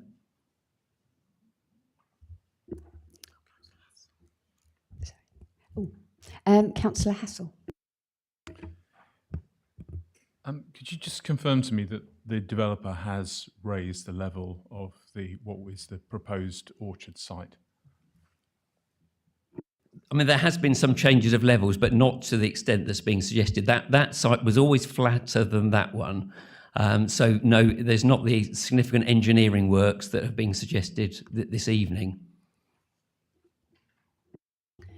Councillor Brereton. Thank you, Chair. Before you did this development, surely there was a site survey and levels taken. Must have been. Well, this was a allotment, but this was very overgrown. So if you look at the surveys, it couldn't be. It was all sort of brambles and other things. So on the survey plan, if you look at it, there's a site. This part of the site couldn't be surveyed for that. So there is a topographical for that, but it does not show the site levels across the orchard. That what is now to be an orchard area. Councillor Niche. Thank you, Chair. You've semi-answered the question I was going to answer, actually, but because I'm actually somewhat amazed that you haven't got the levels, because clearly from what we've seen, it's been raised, and I'm very surprised that actually the developer isn't aware of where the original levels were. A bit concerning, really. Thank you. Are there any other questions? There are no other questions, so thank you for addressing us this evening. So we'll move on to questions of clarification for our planning officer. Councillor Mockball, did you want to ask your question? Yes, please. Same question again. Is there any overlooking from plots or any plots towards the site? So if you refer to 7.60 of the officer report, there are two main issues with the fence. For a start, the fence reduces the amenity space as approved in the original 2014 application. And secondly, there is unacceptable landscaping to the western edge of the proposed line or strip of tree planting to the south of the site on the gradient. So overall, what this would do is, because they are not acceptable, removing them would cause direct overlooking into the rear amenity area of number 16, the green.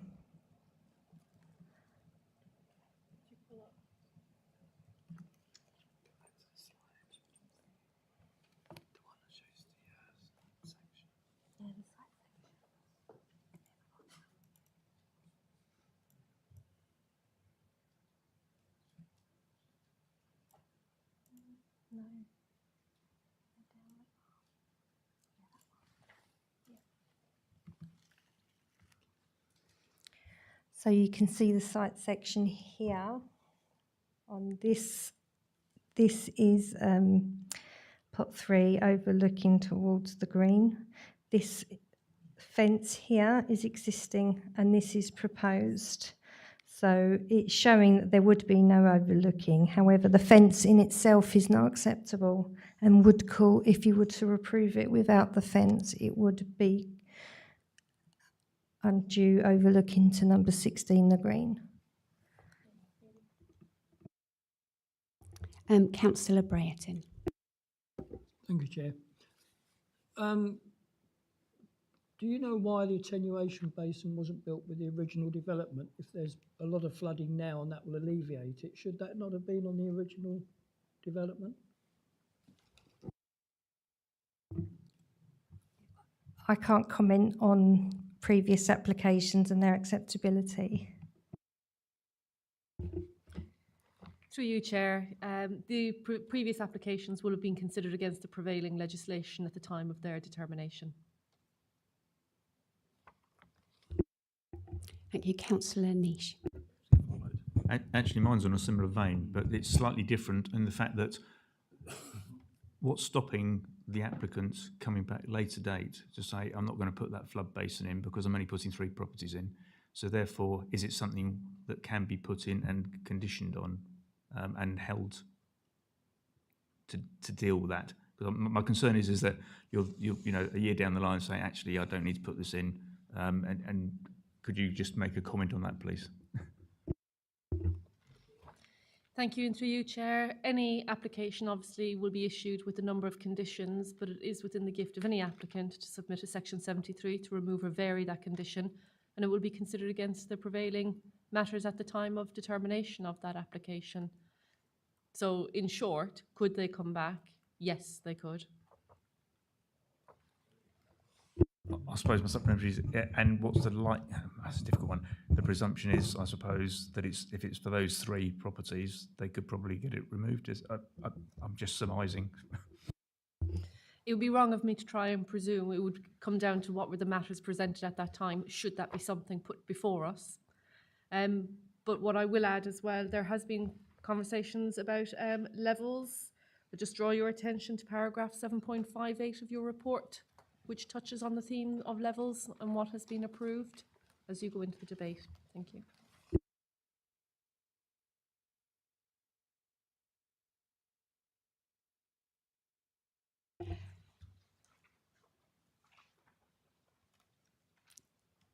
Councillor Hassel, did you have a question? It was just some clarification on the riparian rights. I just with the attenuation basin that's in the proposal, it may be something that would be required for the local flood authority. But my understanding of riparian rights is if water is coming off the site today, it's the responsibility of that landowner to put mitigating measures in to prevent further flooding downstream. So it seems one of the big factors that's come through from a parish council perspective is that potentially the attenuation basin will help with flooding. But my question is, surely the landowner already has an obligation anyway, irrespective of the 3 houses.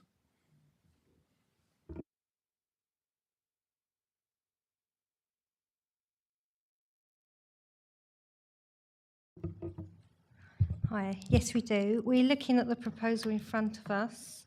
The LLFA acknowledged that internal property flooding has been reported in the area, affecting properties laying at a lower level adjacent to the site.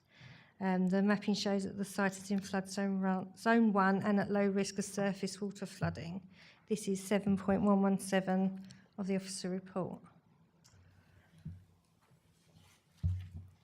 Councillor Corney. Thank you, Chair. Going back to the SUDs, and I've got to try and work this, say this without sort of going off piece too much. It could well be classed as a generic question, if you like, about SUDs. So we've got SUDs on there. It would have been, as you say, would have been deemed, sort of tested, on the current legislation when it came through. if that's found not to have worked, or it's not sufficient, what comeback is there on that? Can that become part of the enforcement? I'm not saying that it has on this one, but if it's something that's not clearly not worked, that it needs an amendment, should that need planning to rectify it? What I would say is clearly SODs have been proposed. The expectation is that they're put in accordance with the information submitted, which is to the satisfaction of the LLFA.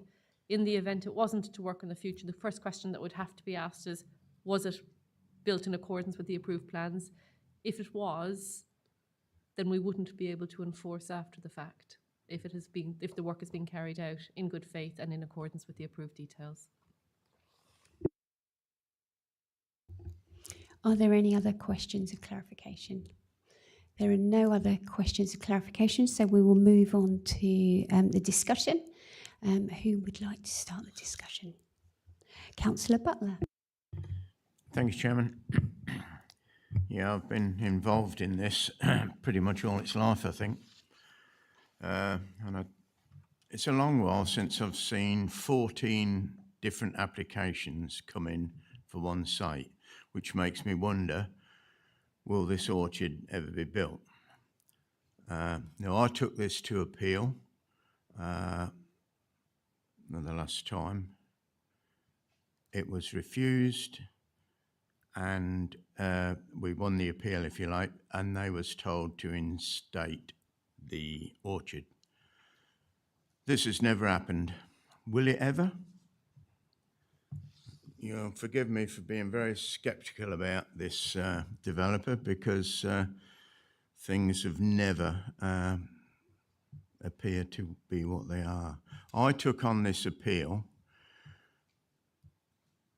purely for the residents originally, because all of the residents either side of this area came to us and said, I bought my property knowing that they were going to build a community orchard, a lovely area where we could take the kids and we could grow different things and pick the apples.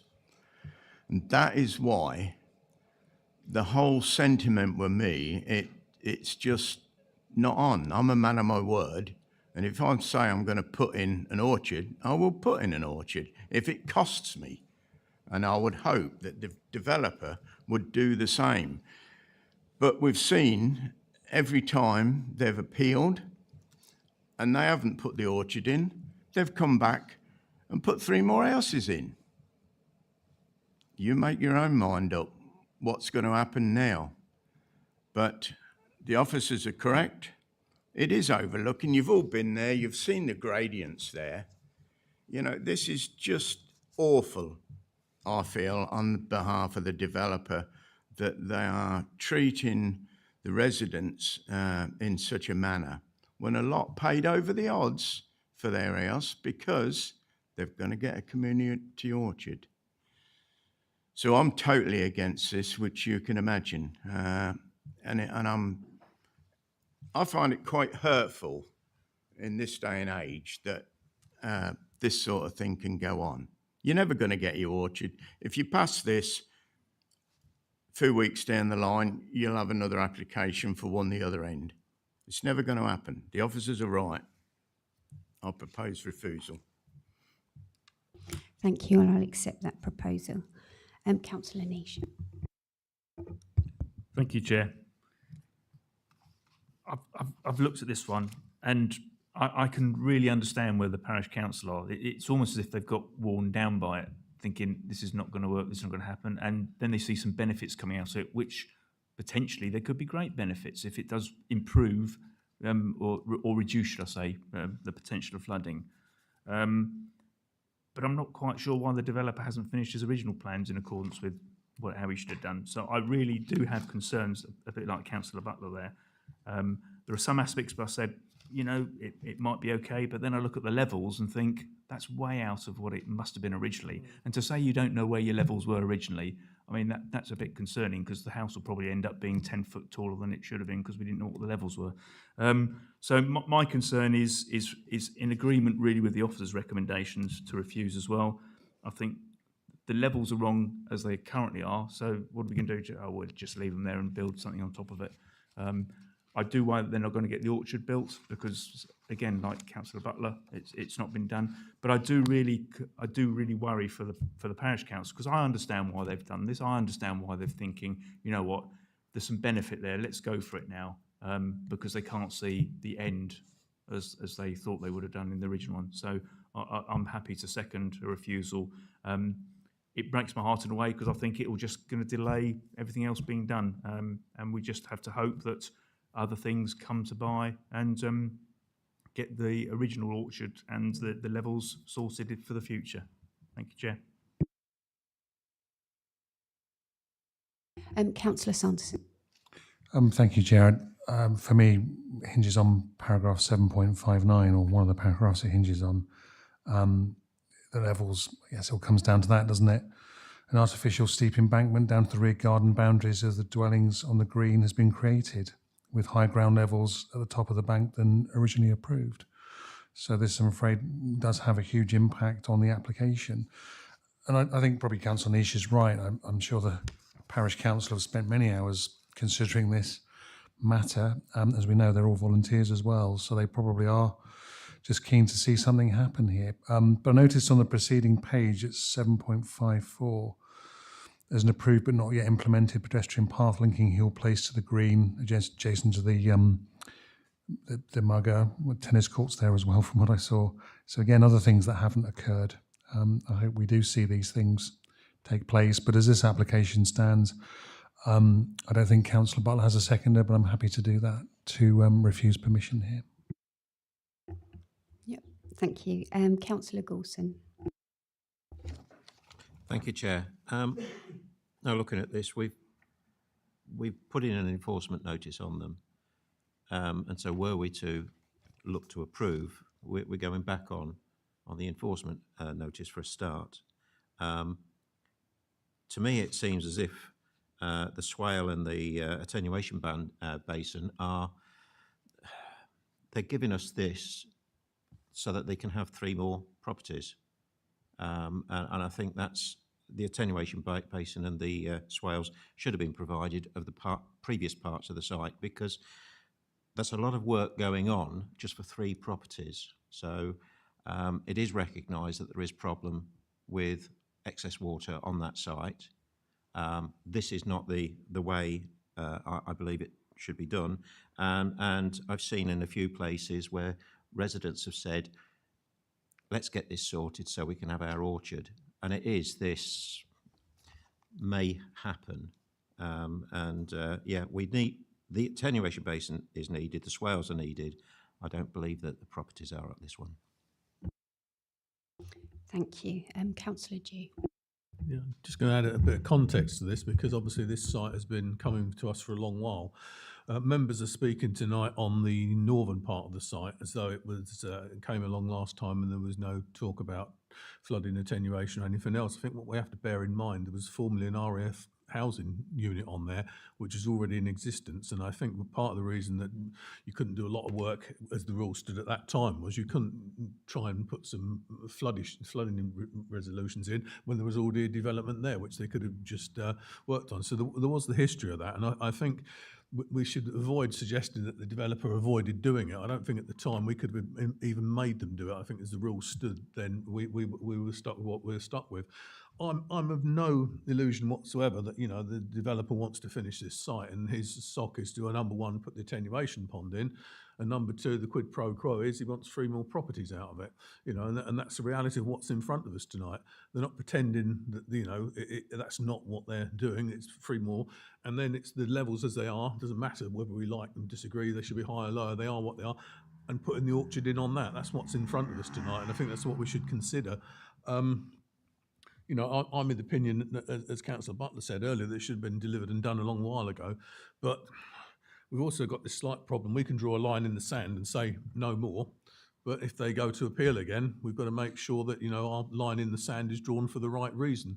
And the fact they haven't delivered in the past, I don't think it's a planning reason, and I'm looking to the officers on that to see whether that's the case. The fact that, you know, some of us would suggest, you know, we can't necessarily trust the developer as much as we should do, you know, to do that is slightly irrelevant. So I think we're going to have a stronger reason rather than we don't think they will deliver it, because if we put a condition on that says you will put the orchard in and it will have, you know, 15 crops off it before you build a single house, then so be it. But it's got to be done that way, and I think that's where the rules are slightly tighter now. I think in the past we couldn't necessarily say you will do this. There's a lot more, you know, infrastructure requirements. So I'm not saying, you know, we should allow it tonight, but bear in mind these things have changed from where we were, and you know, we can insist that, you know, the orchards are in, the suds are in, and the attenuation pond before a single brick gets laid on the houses. So just bear that in mind, members. I'll leave it there. Thank you.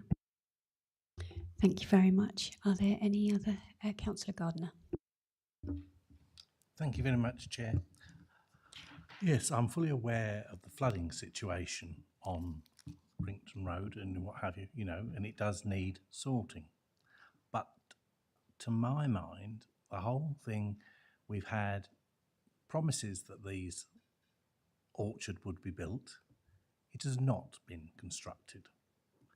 You know, and every time we come, oh, well, we'll put 3 houses in, we'll get the, we'll give you the orchard. But we don't ever seem to get the orchard built.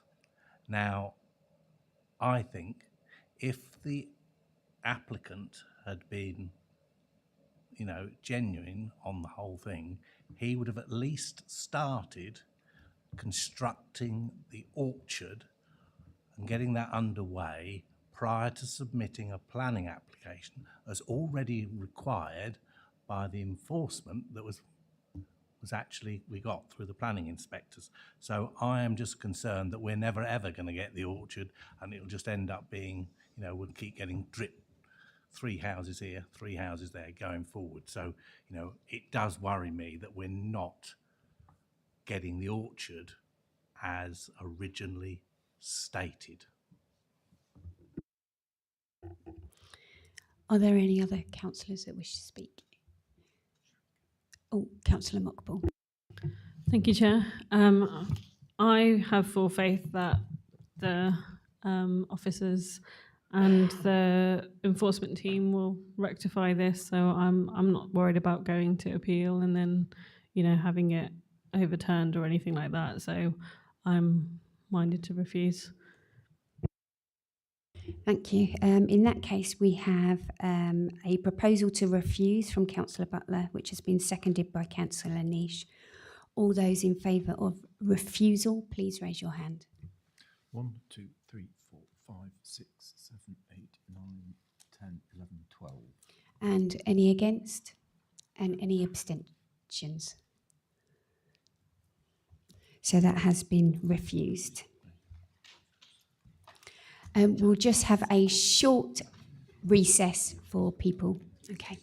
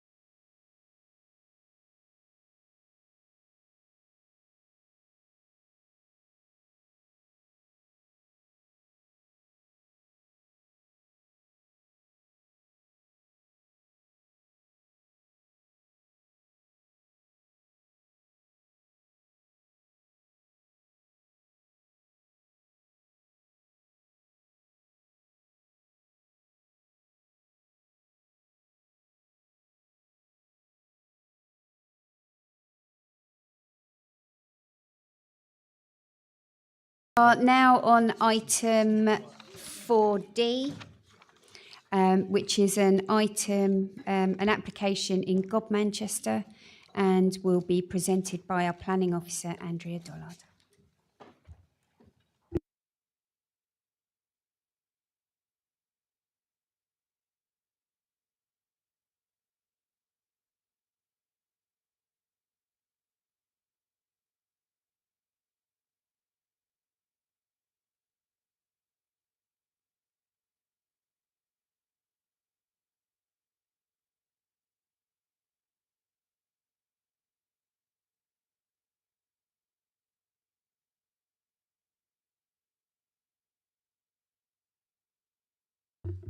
Thank you, Chair.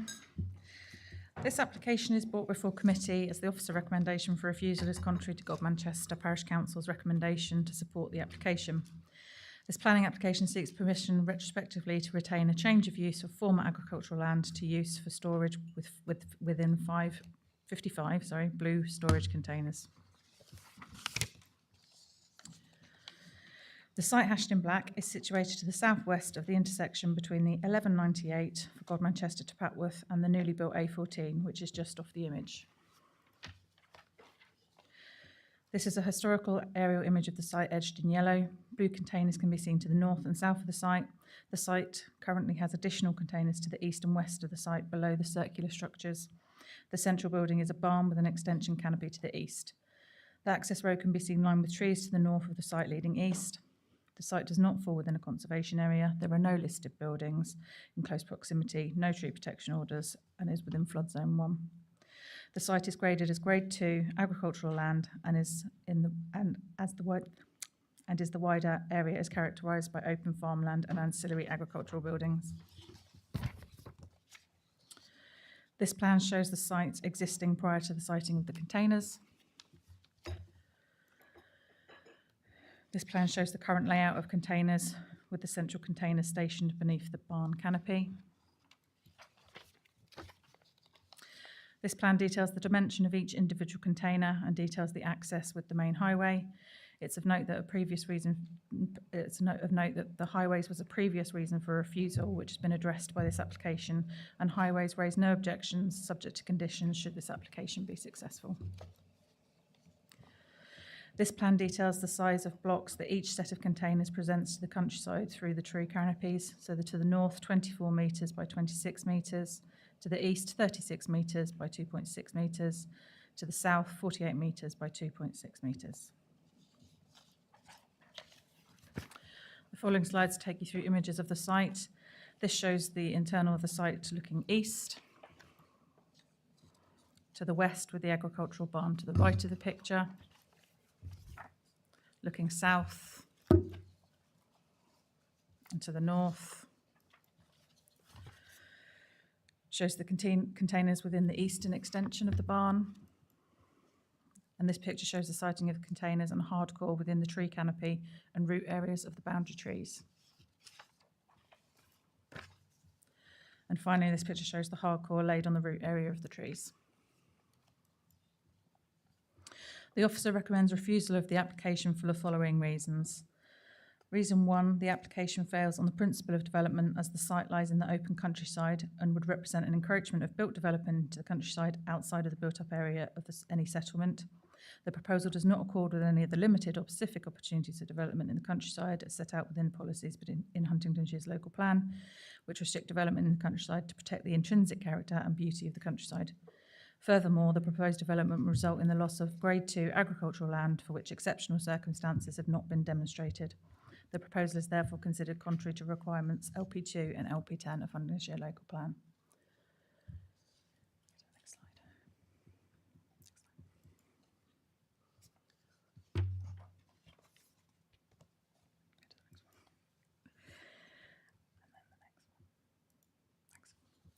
The second reason for refusal is the proposed development is contrary to the Godmanchester Neighbourhood Plan, Policy GMC1, the importance of the countryside due to its location outside of the detailed settlement boundary, and the proposal does not seek to preserve and protect the most versatile agricultural land. The third reason for refusal relates to design scale and massing of the proposal, which is considered to appear as prominent and alien feature in the countryside, failing to respect the intrinsic character and beauty of the countryside and failing to successfully integrate with the adjoining open landscape, contrary to policies LP 10, 11, 12 and 19 of Huntingdonshire Local Plan.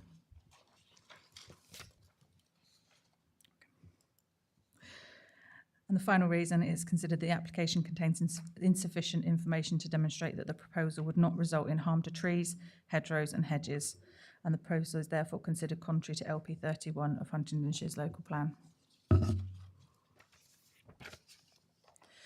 It's noted that within the application, a container storage area has been highlighted by the applicant as similar circumstances not far from the application site. This is noted as the red flag, and the application site is the yellow flag on this slide. Officers have reviewed this application, and it can be seen from this slide that, sorry, I've just said that. This site was granted permission in May 2019 as the proposal was considered a departure from the development plan and therefore forms a material consideration for this application. In its consideration, officers have reviewed the permitted application and note that it differs from this application as it was assessed as an extension of an existing business use class B as set out in LP 19. Therefore, officers consider that the two applications and sites are not directly comparable given this application is not related to an existing business under use class B, and therefore the permitted application was given little weight as a material consideration.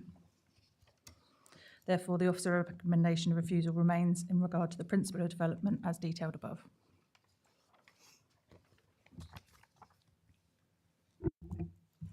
Thank you very much. We have two speakers for this particular application. Our first speaker is Councillor Karen Pooley from Godmanchester Town Council.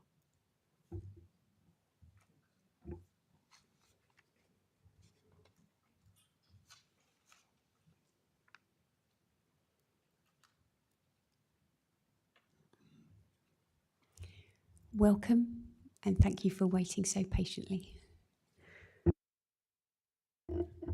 Thank you, Chair and members. It's been a long evening for you all. It's almost a year ago, I believe, give or take a few days, since I last sat here to defend this application.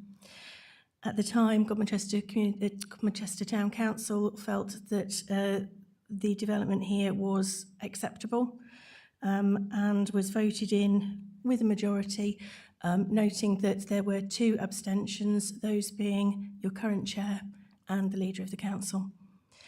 The application has been brought back to council. We've looked at it again, and the same outcome has been made.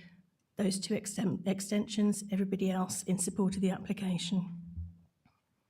Last time, the applicant was given 5 reasons why it should be turned down, and having looked at the documentation, we feel that they have answered, as far as they are able to, each of those reasons. The site itself, whilst it's referred to as prime agricultural land, looking at the slides, you can see that those containers are based on land which is not of any agricultural use. It's a farmyard, basically, so it wouldn't be used as farm land or agricultural land as it is. The majority of the containers have been on site for over 10 years, and so it isn't a new development in any way. There are 55 containers on the site, and there are no plans to add any more. There is considerable vegetation around the site, although I note that one of your slides shows that one of the containers is near to some roots of the trees. Having spoken with the applicant this evening, I know that he has planted across the entire site trees in 4 figures.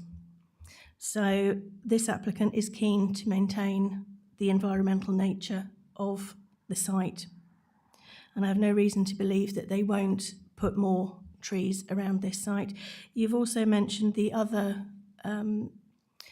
farm a little bit further down, the red flag. Yes, I understand that it is a slightly different application there. However, those containers are very clearly visible from the road and the surrounding area.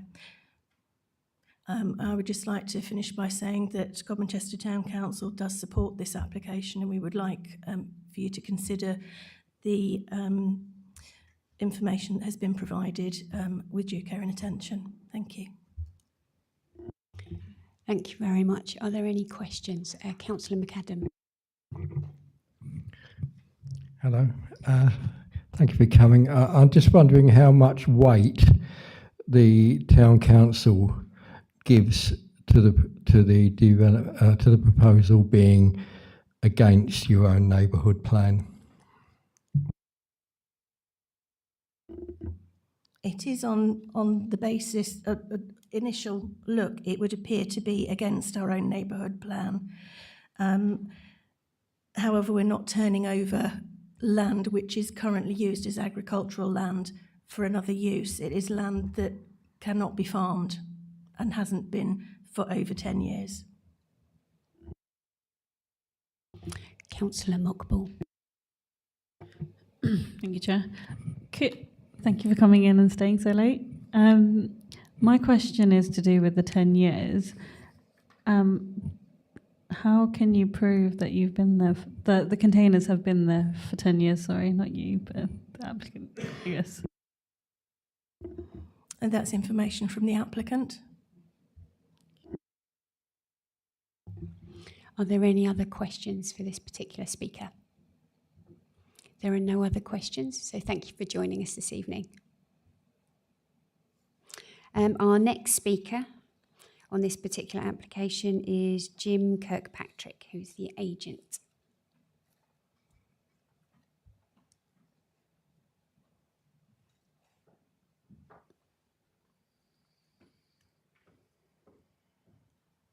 Welcome. And when you're ready, you have 3 minutes in which to address the committee. Thank you.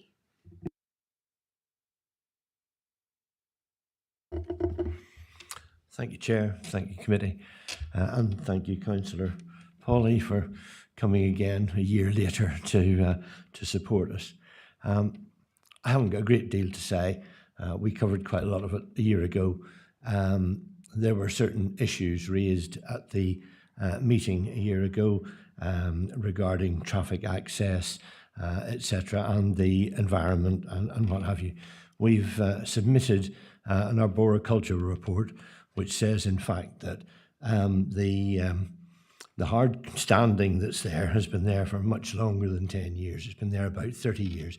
And in the opinion of the arboriculturalist, that actually the containers are a lot less risk to the tree roots because they're lighter than a tractor or a combine harvester would be, and they're not point loads where the wheels would be. It's a spread load. So he's quite happy that there is no damage to any of the trees, nor is there likely to be any damage. And in fact, in his opinion, the containers actually protect the tree roots. The environmental report looked at wildlife and they're quite happy that there's no damage to any wildlife. There is lighting and cameras on the site, which again they've checked and said that doesn't cause any harm to any of the any of the wildlife or anything. The only thing I understand is that from a report that I believe the planning department had, that there's a particular butterfly which, excuse me, but I started my day this morning at 4 o'clock, so I'm 4 a.m., so I'm quite tired. I can't remember the species actually of butterfly, but I believe there's a native tree or a native shrub which my clients have said quite happily, if you make it a condition of planning, we'll increase the screening around the containers with that particular shrub, which will help those butterflies. The lighting and what have you doesn't cause any effect. And again, just to add to what Councillor Polly said, I've heard much about Grade 2 agricultural land. Hard standing isn't any sort of agricultural land. They were parking tractors on it and trailers and things 25 years ago. So it's not been farmed in years and years. And as regards the proof that it's been used as storage for 10 years, I have submitted to the planning department receipts, bank accounts and what have you, showing payments for the storage more than 10 years ago. Thank you. Thank you very much. Are there any questions for this particular speaker? There are no questions, so thank you very much for joining us this evening. We will move on to questions of clarification for our planning officer. Are there any questions of clarification for our planning officer?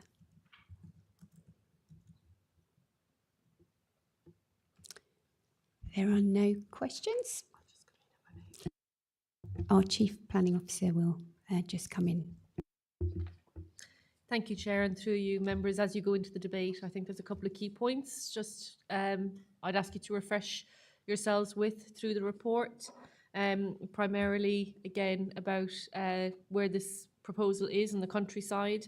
There is comprehensive paragraphs that make reference to what is being proposed, how this links to farm diversification, or dare I say, where evidence is not being proposed to link to that. Tonight, you'll have heard about evidence being presented to suggest that there has been a use there for 10 years. I would suggest the appropriate mechanism to determine any kind of lawful existing position will be through the appropriate planning application, namely an application for a certificate of lawful existing use to create a fallback position. So with that in mind, members, obviously we're here for any questions, but I would encourage you to just revisit the report and in particular the principle of development. Thank you. Having heard what has just been said, are there any other questions of clarification? No. Okay, so we will move on to the discussion. Who would like to start the discussion for me? Councillor Mockball, thank you.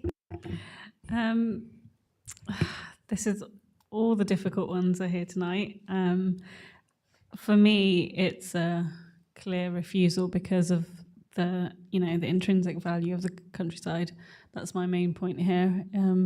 We have to protect it, and I think this is the officers have got it right, and we shouldn't be looking to approve this, even though we've heard that it's been going on for a long time. It still doesn't make it right. So in due course, after I've had a discussion, I'll be happy to refuse the application if you need it. Thank you. Is there anyone else that would like to speak on this particular application? Councillor Butler? Yeah, it's a little bit like the Abbottsley one, to be honest. I mean, it's been there a long while. It's so well secluded. I know you've got all the reasons, planning reasons, to refuse it, but it's a pity we can't do something about it because it's of great value to the people. I mean, I've been round there. There's one guy got an old car in there he's doing up, and others are making bits and pieces. And these units are so hard to find, and obviously the reason they're there is because they're cheap. If you was on an industrial site, you'd probably be paying 3 or 4 times the amount these lads are paying. So it's just a pity the applicant hasn't gone about it the right way, supplied you with all the information that you need. But I mean, a lot of what they say is correct. It's on hard standing. It's not agricultural grade land. And it's beneficial to all those that use it, and it's pretty secluded. But ask me to approve it. I don't think I can because you've got so much stacked up against it. But I do feel, as I say, with the Abbottsley one, we ought to find a solution to this other than just refuse it and done. I'll just bring in our Chief Planning Officer. Thank you, Councillor Butler. I think one point to raise as well, and it has been a bit of a theme through tonight, that while before you tonight is the planning application to consider, is not to lose sight of that we're also doing an update to our local plan. So there are opportunities under our call for sites, for example, where particularly those that are promoting business or employment opportunities can engage and influence policy through that approach. And dare I say, parish councils who have an ambition to support housing around the edges of their district, again, we encourage them to engage through the local plan process so that the policies that do emerge from that process address the ambitions of the local community. So to your substantive point, Councillor Butler, notwithstanding the debate that is for you to have this evening, but in terms of that longer term ambition and how to engage, there are opportunities outside of the development management process, namely the local plan process. We are still accepting CULF sites, aren't we? So the applicant is obviously listening to this, so there's an opportunity there. Thank you. Is there anyone else that would like to contribute to the discussion?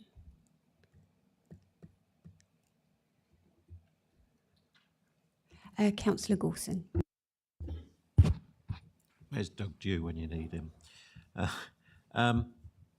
No, I went to this site. I can't remember when it came last time. I must have been on holiday or something, because I called out to the site, and I'm surprised that Highways haven't said about the access onto that roundabout, because I nearly got sideswiped going in, and the exit was, they're still motoring along, but they've said there's nothing wrong with that. I then went down to the site and had a look.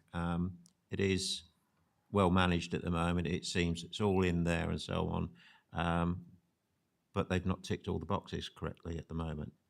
And so I'm with the officers that they've made and I'd say be happy to make the proposal or the second, whichever it is, to go along with the officers of refusal on this one.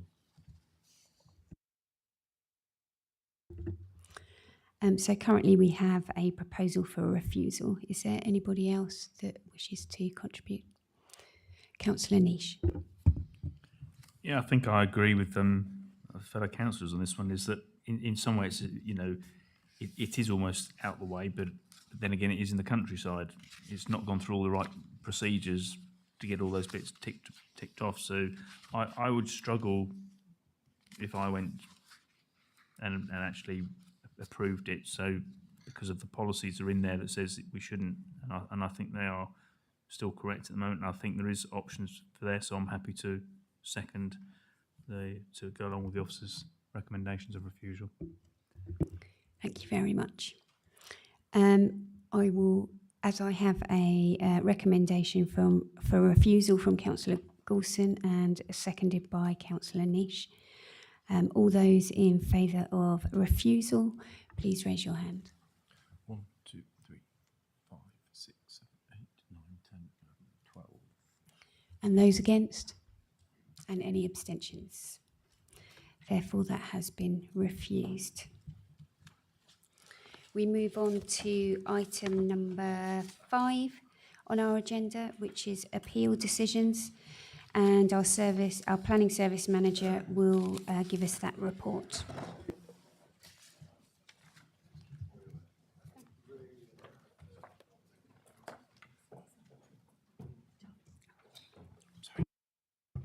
Thank you, Chair. I will keep it brief. We had 2 appeals this month.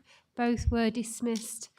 One of them is part retrospective, and we will be looking at that with the enforcement team in the coming weeks. Thank you, Chair. Thank you very much. I'd just like to say thank you to everyone for their contributions this evening. We had some great discussions, and thank you very much to our planning officers for the hard work that you've put into this evening. Thank you very much.